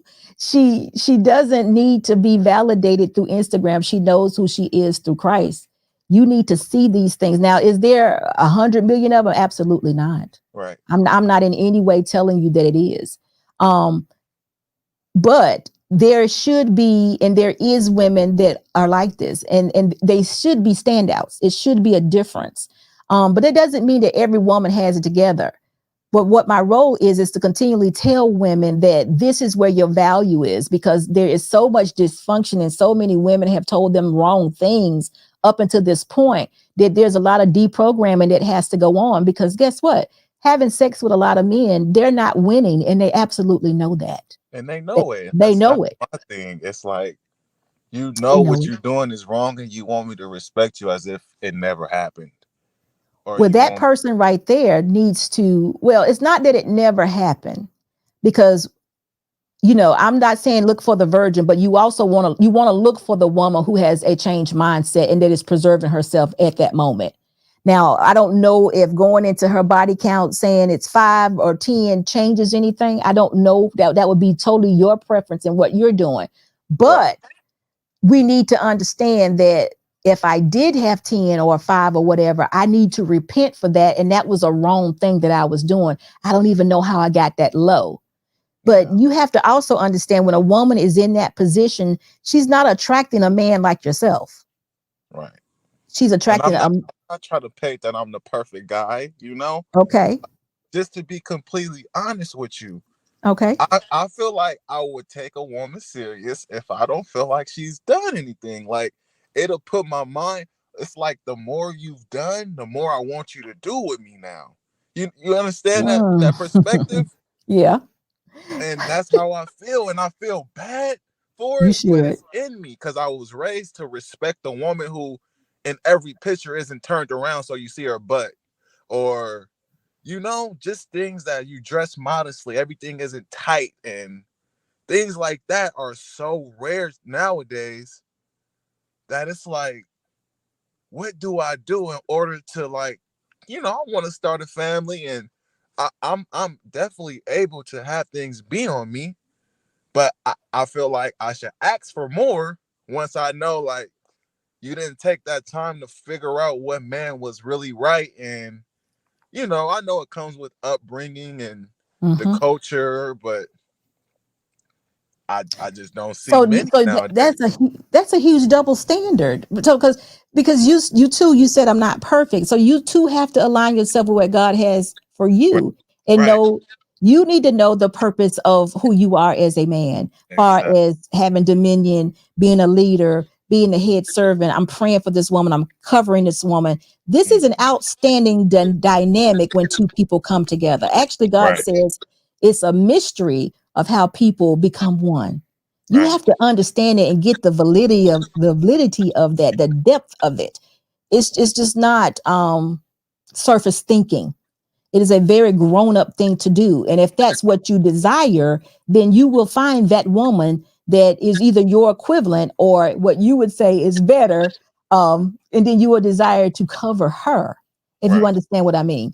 Yeah, I You, understand. yeah, you have to desire that. You have to say, I'm this man and this is what I'm looking for. And I just think it'll come to you, because I think that there are women that are saying the same thing that you are, but they're turning it around. There's some men out there with the what they call it, community P. Right. They ain't making no money. They're saying the same exact thing as much as they can, and it's referencing men. So they're in that same place, but both of you all sound like a woman that I would hear say that is willing to make that sacrifice, because you both want to be married. You both want a family.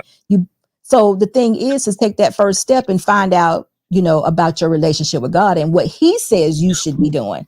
And he'll tell you, he'll direct it for you, because I can't tell you, because I don't know those things that you've done, but I know it always starts with self-reflecting. And what better person, an entity to self-reflect with, but God, because God will definitely call you into order quickly. Right. All you Right. got to do is ask the questions. He'll call you to order. You're right. You're right. You're right. So, stay away from this. I hate to say it because I enjoyed talking to you, but stay away from social media for a while. Get out in the world, But meet it's in some the people. world too. It's not just social media. It's like outside. Like you walk outside and like that's what's going on, And Well, the part about social media is the talking points. And, the woman is the problem all the time, or the man is the problem all the time. I'm talking about that part. If you can meet someone on the outside and you can organically meet them, then there's some sort of attraction there that you can actually work on. I don't know what it is, but there's something there. Energy is energy, and energy is God. You know what I mean? So there will be something there, whether she's not perfect, or whether it came by referral or friend group or what have you. There would be something there that you can expound on, versus you being on social media and looking at all her exteriors, and she ain't checking the boxes. Out of 5 boxes, she ain't got but 2 checked. You wouldn't even bother to talk to her. right. But if we can remove that type of stigma, from women or men or what have you, then maybe we can organically see people for who they are or what the potential they have to be. And I'm saying potential because if they're not ready to be within Christ and be a wife, then they probably have no idea what they're supposed to be doing. I understand. And No, so no. my wrap up would be, are you saying to look past things like that I brung up, or are you saying that God would just put her in my path and I'll know it's right and she'll line up to what I'm looking for? Because I kind of feel both messages from you a little bit. Well, I'm saying align yourself first and foremost. Okay. And then once you align yourself, I do think God would put her in your path. But she needs to say certain things to you to let you know that she's on the path that you're on. Because I don't think God would send you someone that isn't. But Tests and tests, right? He will send a test, the good looking test, well, that would, but then guess what? That means that you would have to set your own standards and say, you know what, Right. this ain't it. You're This right. ain't it. You got to be ready for that temptation because it's real. For sure. That's why I brought it up and asked, because Yeah, you got to be sometimes ready. it's hard to configure the two. So I absolutely agree with everything you said, and it's been such a pleasure speaking with you. But yes, I appreciate everything. continue to work on yourself. Yes. And when you are sincere about you only 25, I would say you got 5 good more years to self-reflect and to get it right. Around 30, then things are going to start changing for you, and your mentality is going to change. You're going to be like, hey, now look, I have no idea what this world is going to be like in 5 years. Right. So I'm That's not, what I'm saying. It's getting worse every day. So you I'm said not making any enjoy it promises. for these next 5 years, and then at 30 I could just turn my life over to God, because I don't want to miss out. I feel like it's missing out once. It's like I'm looking for something that's just not here. It's just not. It's so hard. And that's why we have these spaces with women and men, because we all know we not living right. And I feel like it started with birth control, because now you can Yeah, control who, I see what you're you saying. know, you I know. see. Yeah, but the sexual immorality started way back before. Fornication was going on way before that. Yeah, but It the really baby, was. baby But before brought you, the thought of responsibility, as far as I can't do this with this man if I know he's not, he's more than cute or tall or but have money. but let me say this though. Back in the day, like the 60s, the 70s, 50s, 60s, 70s, early 70s, men were still marrying those women they got pregnant. They still would marry them, even though there was not a long-term relationship. They would still marry those people. They would get married. So some other things happen. But listen, before you go, we have a young man here. His name is Lost in Translation, and he's a smart person. Lost in Translation, how are you? I'm well, SB. How are you? Good I'm doing evening. very well. Well, so glad to see you. Listen, you've been listening, and we have Bryce down here. All I can do for Bryce is direct him to Christ. What Correct. do you have for him, far as you being a man? Bryce, hopefully you're listening. Yes, I am. I am. What do you have for him that you would tell him? Because, I don't know your situation, Lost in Translation, but he's a 25-year-old man that wants to have this married life, who wants to be a covering to someone, and it's just like very, bleak right now. So what would you say to him? Well, first of all, being a husband is a responsibility. You know what I mean? And it should not be taken lightly. The very definition of husbandry is to cultivate. Now, a lot of times we like to find people who are already made. Well, that's not going to do you any good for what you need to have done for your life and for your wife. If your wife is missing some pieces, then that's your job as a husband is to cultivate her. But in order for you to be able to cultivate her, you have to cultivate yourself. And you're going to have to submit to God, because that's your ultimate guide. Now, here's the thing. You may get disappointed in what you see, but the thing about it is you only need one wife. That's the purpose. Right. So my thing is this: learn how to be a better husband before you meet your wife. Because SB will tell the women all the time, be a better woman, be a better wife before you become a wife. You see what I'm saying? I'll give you an example. I try to flush my my algorithm from time to time. I will take a break from social media to make sure that I'm adding value to the space. And what I'll do is I'll stop looking at social media for a while. But today, let me explain to you what I saw. I was on this just journey of watching YouTube, and I ran across this cheese special. You know what I mean? And they were talking about different artisanal cheeses that they make in different locations. So what I did was I managed to see they were talking about some small random farm in France somewhere where this husband and wife were making cheese. And I noticed that she was very happy with what she was doing. Her husband would get up 4:30 in the morning. He would go milk the cows or whatever. And then after that, she would go in, and then she would go in and do what she needs to do with the cheese. And of course, they would go ahead and sell it or whatever. What I noticed to her is she was not an Instagram model, but she also told her story, and her husband was cool with that. You know what I'm saying? And for them doing things together, I can actually see the bond. You know what I mean?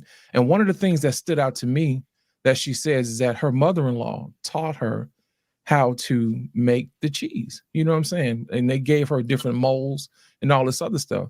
So we want to make sure that we take into consideration the family members who are around too, because believe it or not, your family members actually support your marriage. And I think that's a part of the community and the conversation that we leave out. So with that being said, I noticed that what happened was she was happy to learn the family business. And not only that, that particular region was where only that particular cheese was made. And she had a purpose, and the husband had a purpose. And they had been married for like 20 some odd years. And I saw the beauty in that. Mm-hmm. And my thing is this: we have to make sure that we have to figure out exactly what it is we're doing as men first, so we can actually allow women to say, hey, look, this is where I need help. You know what I mean? And she gladly did it. She didn't get up and say, you're not doing this and you're not doing that. And he didn't say, you ain't doing this and you ain't doing that. They worked together in concert for a particular purpose.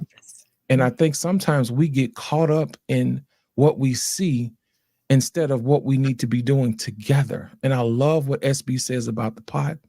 And people don't realize how profound that is, because the one pot situation allows everybody to see what's on the table. So there's no surprises. And I love that. And I think that's something that people like to, sometimes people miss out on. And I think that's very transparent, and it's very what we needed today. So limit your interactions with things that don't serve you. You know what I mean? As a man, go out and learn the things that you need to learn. Be a better man. Learn how to network with other men, you know, so you can learn other skills, so you can be a better husband. So that's my advice to you, young man. I understand that advice, sir, and it's great advice, but I feel like it's not today. It's not in the inner city. You're talking about two people that's probably in the town where you said they make one type of cheese, you know? Right. 30 years. So they didn't meet in the social media era where women have a plethora of options, to where now they're trying to show everything to those options to get better options. You understand what I'm saying? I know exactly what you're saying, but like I said earlier, it's not going to be easy. But right. when you find your wife, you'll understand. Yes, sir. You'll I definitely understand that. You're right. Yeah. You're right. And all that. The reason why I'll give you an example. I think I know where you're going with this. The reason why most people want to get a better deal is because they're missing something on the inside. That's your job, to figure out exactly what that inside thing is missing. Wow. And to feel that. You know what I mean? 9 times out of 10, people who want more, generally they came from nothing. And if they came from nothing, they're going to use material things to patch holes that were never meant to be patched by things. Things will pass away. Things you'll throw in the garbage. You know what I'm saying? But love is one of those things that lasts generations. People will remember how you treat them. They don't remember the gifts that you buy. Wow. So listen, that is the end of it. I mean, that was an excellent thing that you just said. That, you know what, you're right. We will try to patch something up that we're missing. Right. So listen, Bryce, you got your work cut out for you. But I think the overwhelming message is some self-reflection in God. So that's like the first and last step. You know, that's a continuous step. So listen, you definitely need to come back and keep us informed of how you're doing. Definitely come back at any given time. We appreciate you being here. Good Thank luck, you. young man. Good luck. It's hard out there, man. I agree. It definitely is. It is. But I love to hear the fact that he's sincere. You know, he's sincere and he wants to do this. So that is like, I want to rejoice in that, because guess what? He's 25 years old. Right. The world will tell you marriage is done. Right. It's totally done. So how y'all doing? I'm doing good. SBU. I don't know if I've been on your show before. I don't think you have. You haven't. Hey, wife's good. How you doing? Have I? No, you have not. And Bolo, okay, I'm like, hold on. You know, see my age creeping up. So, so I know I'm in the chat. But I just love what you're saying tonight. I think people are just so jaded by what they see. Yes. You know, and I love how you in translation are trying to give that balanced outlook on things, because we tend to take things to the extreme. Like you said, there is a female out there that wants a man that is on track, that wants a man that's serving God on his knees, submitted to God. But we just think it's so impossible. But with God, all things are possible. And I think we've left him way in the back of things, because marriage is not only a physical union between a man and a woman, but it's a spiritual union between us, our husband, and God. And we forget that. And how can you have that discernment when you're not even submitted to him? How can you be led by the Spirit when you don't even know the Spirit? You haven't spent time with him. Well, you probably walked past your wife 6,000 times, but you don't hear, you can't see. So it seems hard, but sometimes it's right in front of you. And we try so hard on our own flesh, our own efforts, that we always miss the ball on it. And that's what the problem is. I like what you said, because I know I did it. I love what you said. I tried to make a square peg fit in the circle hole, because that's the guy I wanted, but that's not what God wanted. And that's what That's our problem. We want what we want. Like the young man said, he said, but you know, the girls, they look good. They got the tight bodies, but where's her foundation? Who's leading her? Who is she submitted to? You're going to get what you pay for. You're going to get what you invest in. So we got to become wiser, become better men, because when we do that, we raise our standards. And so the women that aren't to those standards will fall off. They'll be able to identify them just like that. That's Just not like my wife. Guess what? They can't even talk to him. I can imagine it almost being to the point where, you know, they'll readily say, oh, he's a square. Oh, he's something wrong with him. Oh, he's different. You know, they'll say things like that. And you know, they can't even handle the way he's presenting himself due to his standards and the way he's carrying himself. And That's vice true. versa for the woman. If a woman is presenting herself with standards and she's aligning herself with God, certain men are not going, because guess what? They're not going to try to talk to her because they're not going to waste their time because they know she's not giving up anything.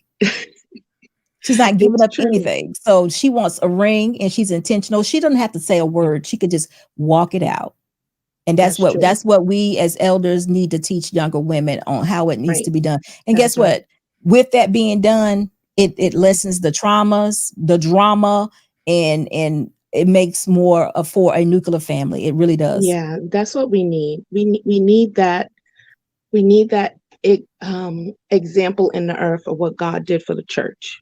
And and it's under attack.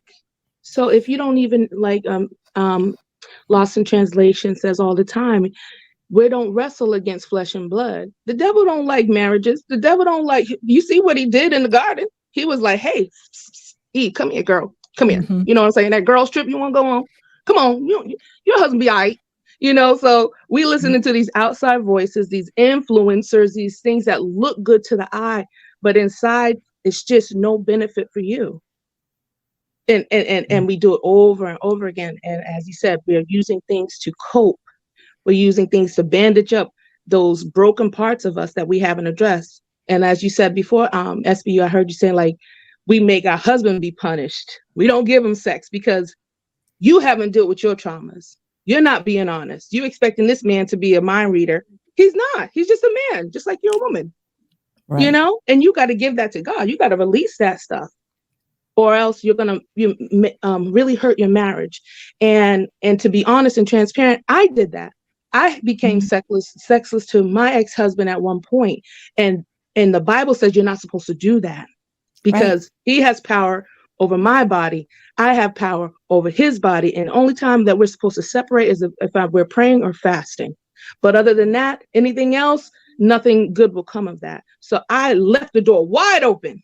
And we leave the door wide open to our marriages, to our relationships, for the devil to come in, the women to come in, the side dude to come in, OnlyFans to come in, all these stupid things to come in and mess up the foundation that, you know, is there, you know, and it has no chance. But, you know, it makes it harder to come back from those decisions, those choices, those outcomes.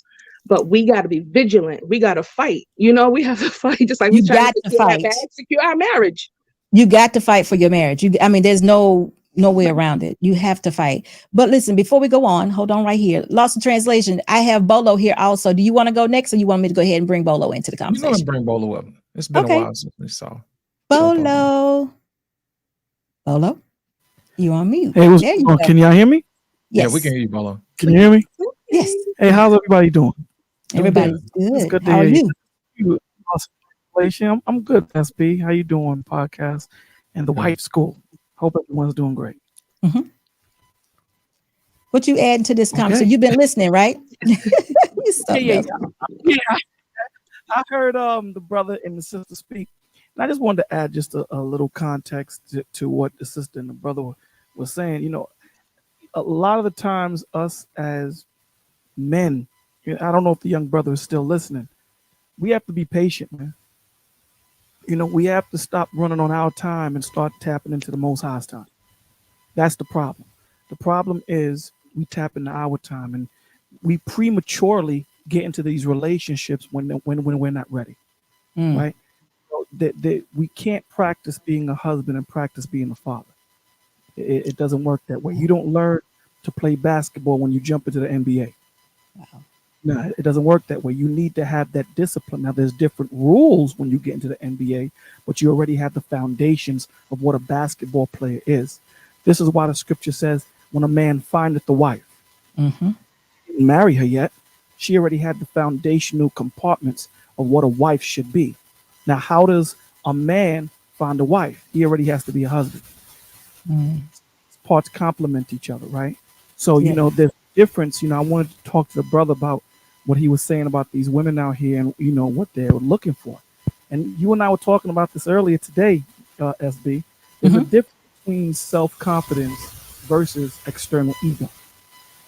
And a lot of the times, as men, like the brother Lost in Translation was saying, that a lot of the times we pad our ego with the cars, with the jewelry, with women and all that stuff, and that doesn't help you to be who you need to be. So what we have to understand is self-confidence is rooted in the Father. Because how does that work? That works by you speaking with the Father, having a direction, being intentional in your direction. Yes. Know what your worth is, because when you know what you're worth, it will show in your standards what you demand. In other words, meaning, and I use this example all the time, right? If I have $100,000 diamond, I did the homework on it, got it certified, got all the certifications for it. I'm not selling it for $50,000. I want my $100,000. But see, what we do is we short ourselves, we shortchange, we leave so much money on the table because we're impatient. And what does the Lord tell you? He tells you to be patient, be still. Don't worry about it. You're gonna meet your wife at 45, but there's a lot of things that I need you to get. We're so focused on the destination and we're forgetting the actual journey. The journey is what prepares us for the destination. And that's the whole point and what we're losing. We have to understand that your vibe attracts your tribe. Understand that. As we touched on, what you emanate, what you focus on is what you shall attract and what you shall focus on. Yes. And you can try this. If you say to yourself, I'm going to look at this red Jeep, guess what? You're going to start to notice all red Jeep in the street. You didn't notice it before, but you're noticing it now. So what you focus on is what you're going to be for. If you focus on the negativity in these women, or you're just focusing on the big butt, big, tetas and all these different things. Bolo. Yeah. We can't hear you. Something's happening. Can you hear me now? Can you hear me now? No, I can hear you barely. You fading away. It seems like you got something in your background. Yeah, I don't know. My Yeah, there's a humming. Say it again. There's some type of humming. Go ahead and speak again. Can you hear me now? Can you hear me now? I can, but go ahead. Yeah, you allowed it that last time. Yes, go ahead. I'm sorry. Saying is what you focus on is what you're going to pull and attract toward you.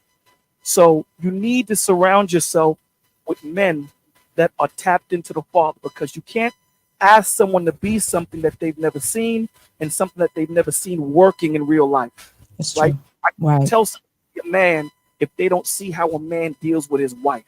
I can't tell someone to be a man if they have not seen it work. You have to see that father figure things out. You have to see that father fall. You have to see that father go through his different changes and how he comes out of it, tapped in, rooted in Christ. That's the point. And the self-confidence comes from knowing that he is everything and we are nothing. That's the point.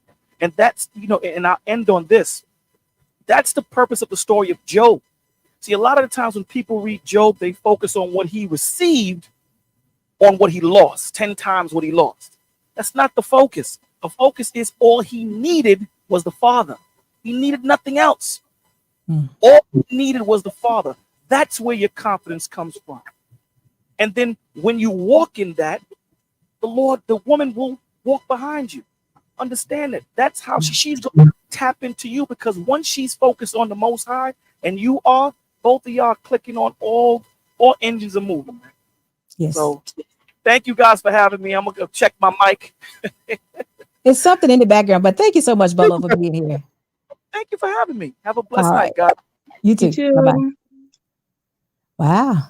So listen, I tell you, that's a common thread. We are always kind of much saying the same thing, but that was good what he added about being with a man. Lost in translation, you said that too. You need to get with some men that are doing what you want to do and learn some more things. I agree with that. That's very good. Very good. And listen, women need to do that too, but they need to have in their mind what they want to be. It's just not about hanging out, you know? It's about learning, mentoring, being honest about who you are and what work you need to do. It goes along with your purpose. It needs to be all in place. You know, it all needs to be in place. All right, Lost in translation. Go ahead. Let's hear it. I'm ready. Well, the reason why network is important is because networking allows you to harvest information and experiences from those who've experienced things that you have not. And then that information that you have may not be relevant today, but later on you're going to need it. You know what I mean? Right. Mm-hmm. And what I've experienced, I've heard my granddad say stuff over and over and over again. He's like, when it hit, it hit. You know, it comes at the right time. I was like, you know what? He was right. Yep. You know what I mean? I thought he was just talking. And the older I get, the more I find out that the men in my life were wiser than I thought they were. You know what I'm saying? So that's the reason why most times I'm mostly listening instead of talking, because it makes me aware of what they're saying. Because sometimes I've noticed when they say things on the surface, but there's also another meaning behind it. Yep. So it's up to me to be aware of all meanings, you know what I mean? And also make room for new meanings beneath the message, because I understand that we only have so much time. There's only so much time we can squeeze into a podcast, you know what I mean? But there's always another meaning. Just like I was telling you about the cheese, you know what I mean? I had no idea I was going to get no relationship information out of watching, you know, a couple make cheese, you know what I'm saying? But once I started listening to what you were saying, I was like, you know what, that is relevant. I need to bring that up. You know what I mean? So a lot of times we like to try to fantasize and fetishize, you know, what we really want, but what you really need is somebody right next to you. You know what I mean? And you're not flawless either, sir. So remember that you will change. You will. And that's where grace comes in, you know, for each other. So if we learn grace, then we'll be all right. Let me mention this to you, how important the cheese story is. You don't know how many people, women and men alike, that are sitting back stating that I would never work with my wife. I couldn't dare work with my husband. We couldn't get along. Do you know how many people on a daily basis, if asked that question, would say that? Yeah, I noticed that. Isn't that so to me, that's like, you don't get it. I have worked with Mr. Boss the whole 28 years I've been married to him. Dearly beloved. Who else would I prefer to work with? You know what I'm saying? What is it that, you know what I mean? We're working. We have a purpose when we go to work. This is what's going on. You know, you take pleasure in being one with your spouse, but you can't work with them. What else? What's going on right now? You know, what are you saying? And you got this cheese lady saying, no, look, I'm going to work with my husband. I'm doing this for the family. I'm gonna be an asset to the family. That's a part of our purpose. That whatever the husband needs us to do, that should be our goal in doing, making the life for our family easier, and husband included. What is? Right. I mean, we say so much and we don't understand. And sometimes I say to myself, I have no idea why people marry people they don't like. It seems like they just don't like them at all. Right? Exactly.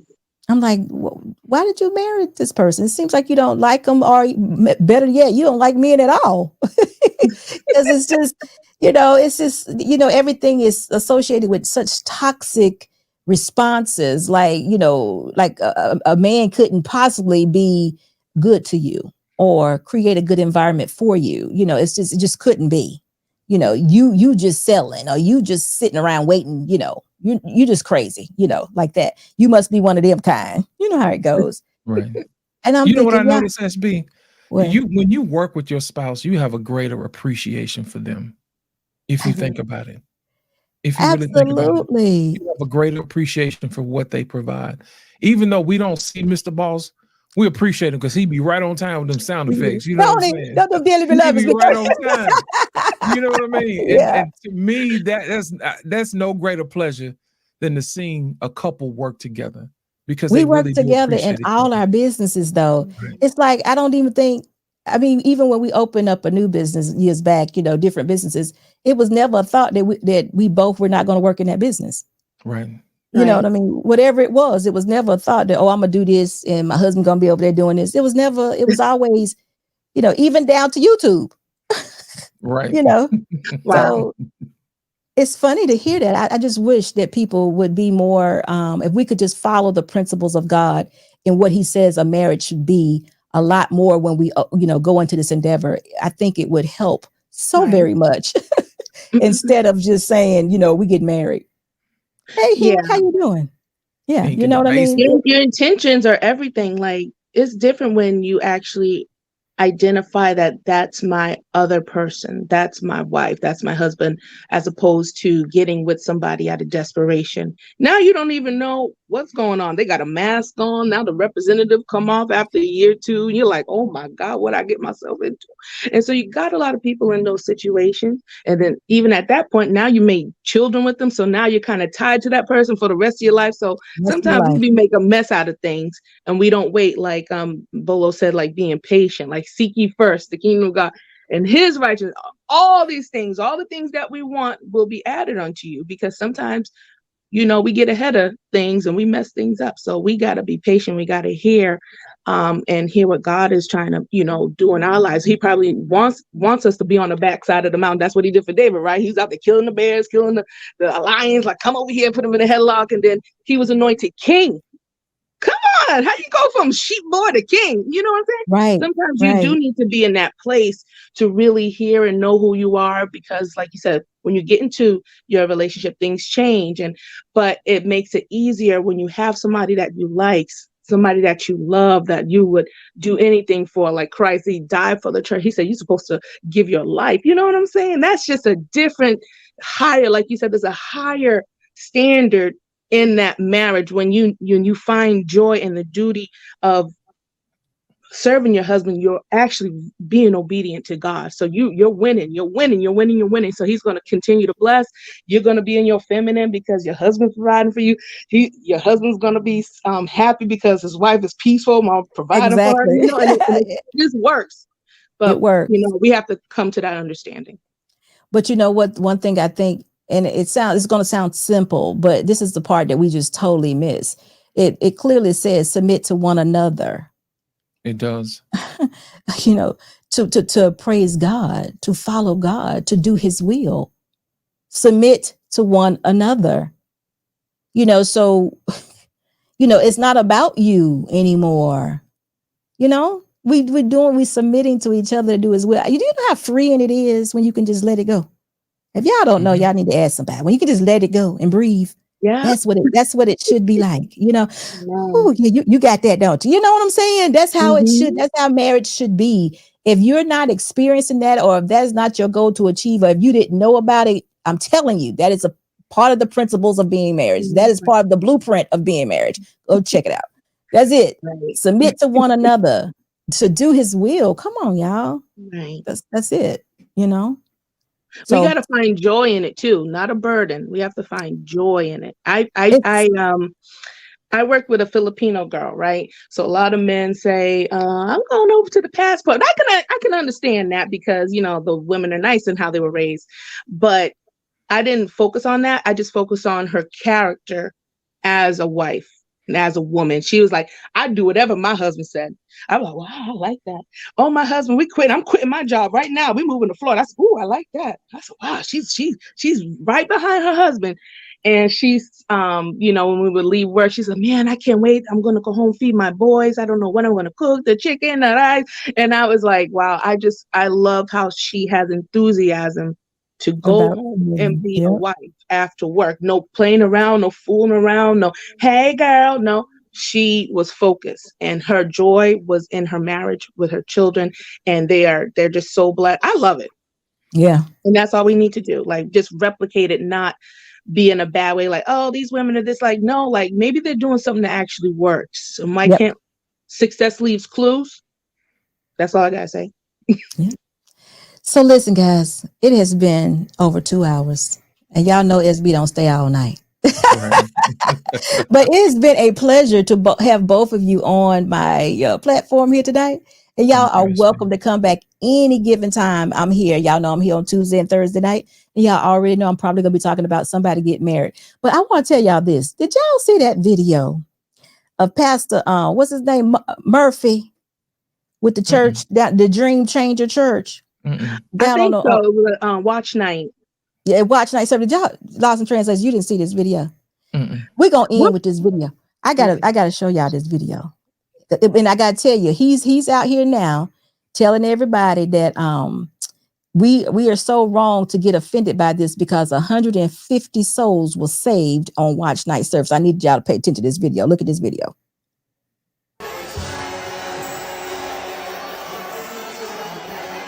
Oh yeah.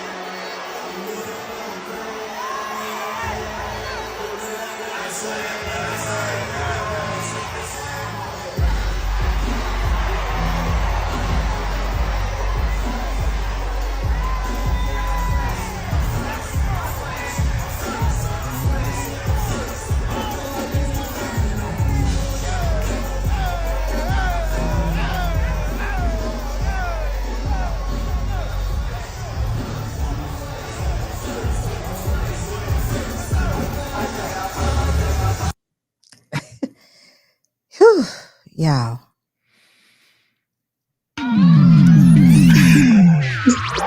I can't stay. We're gonna have to end on that. I always gotta go. Y'all have a good night. All right, lady. SB, I love you.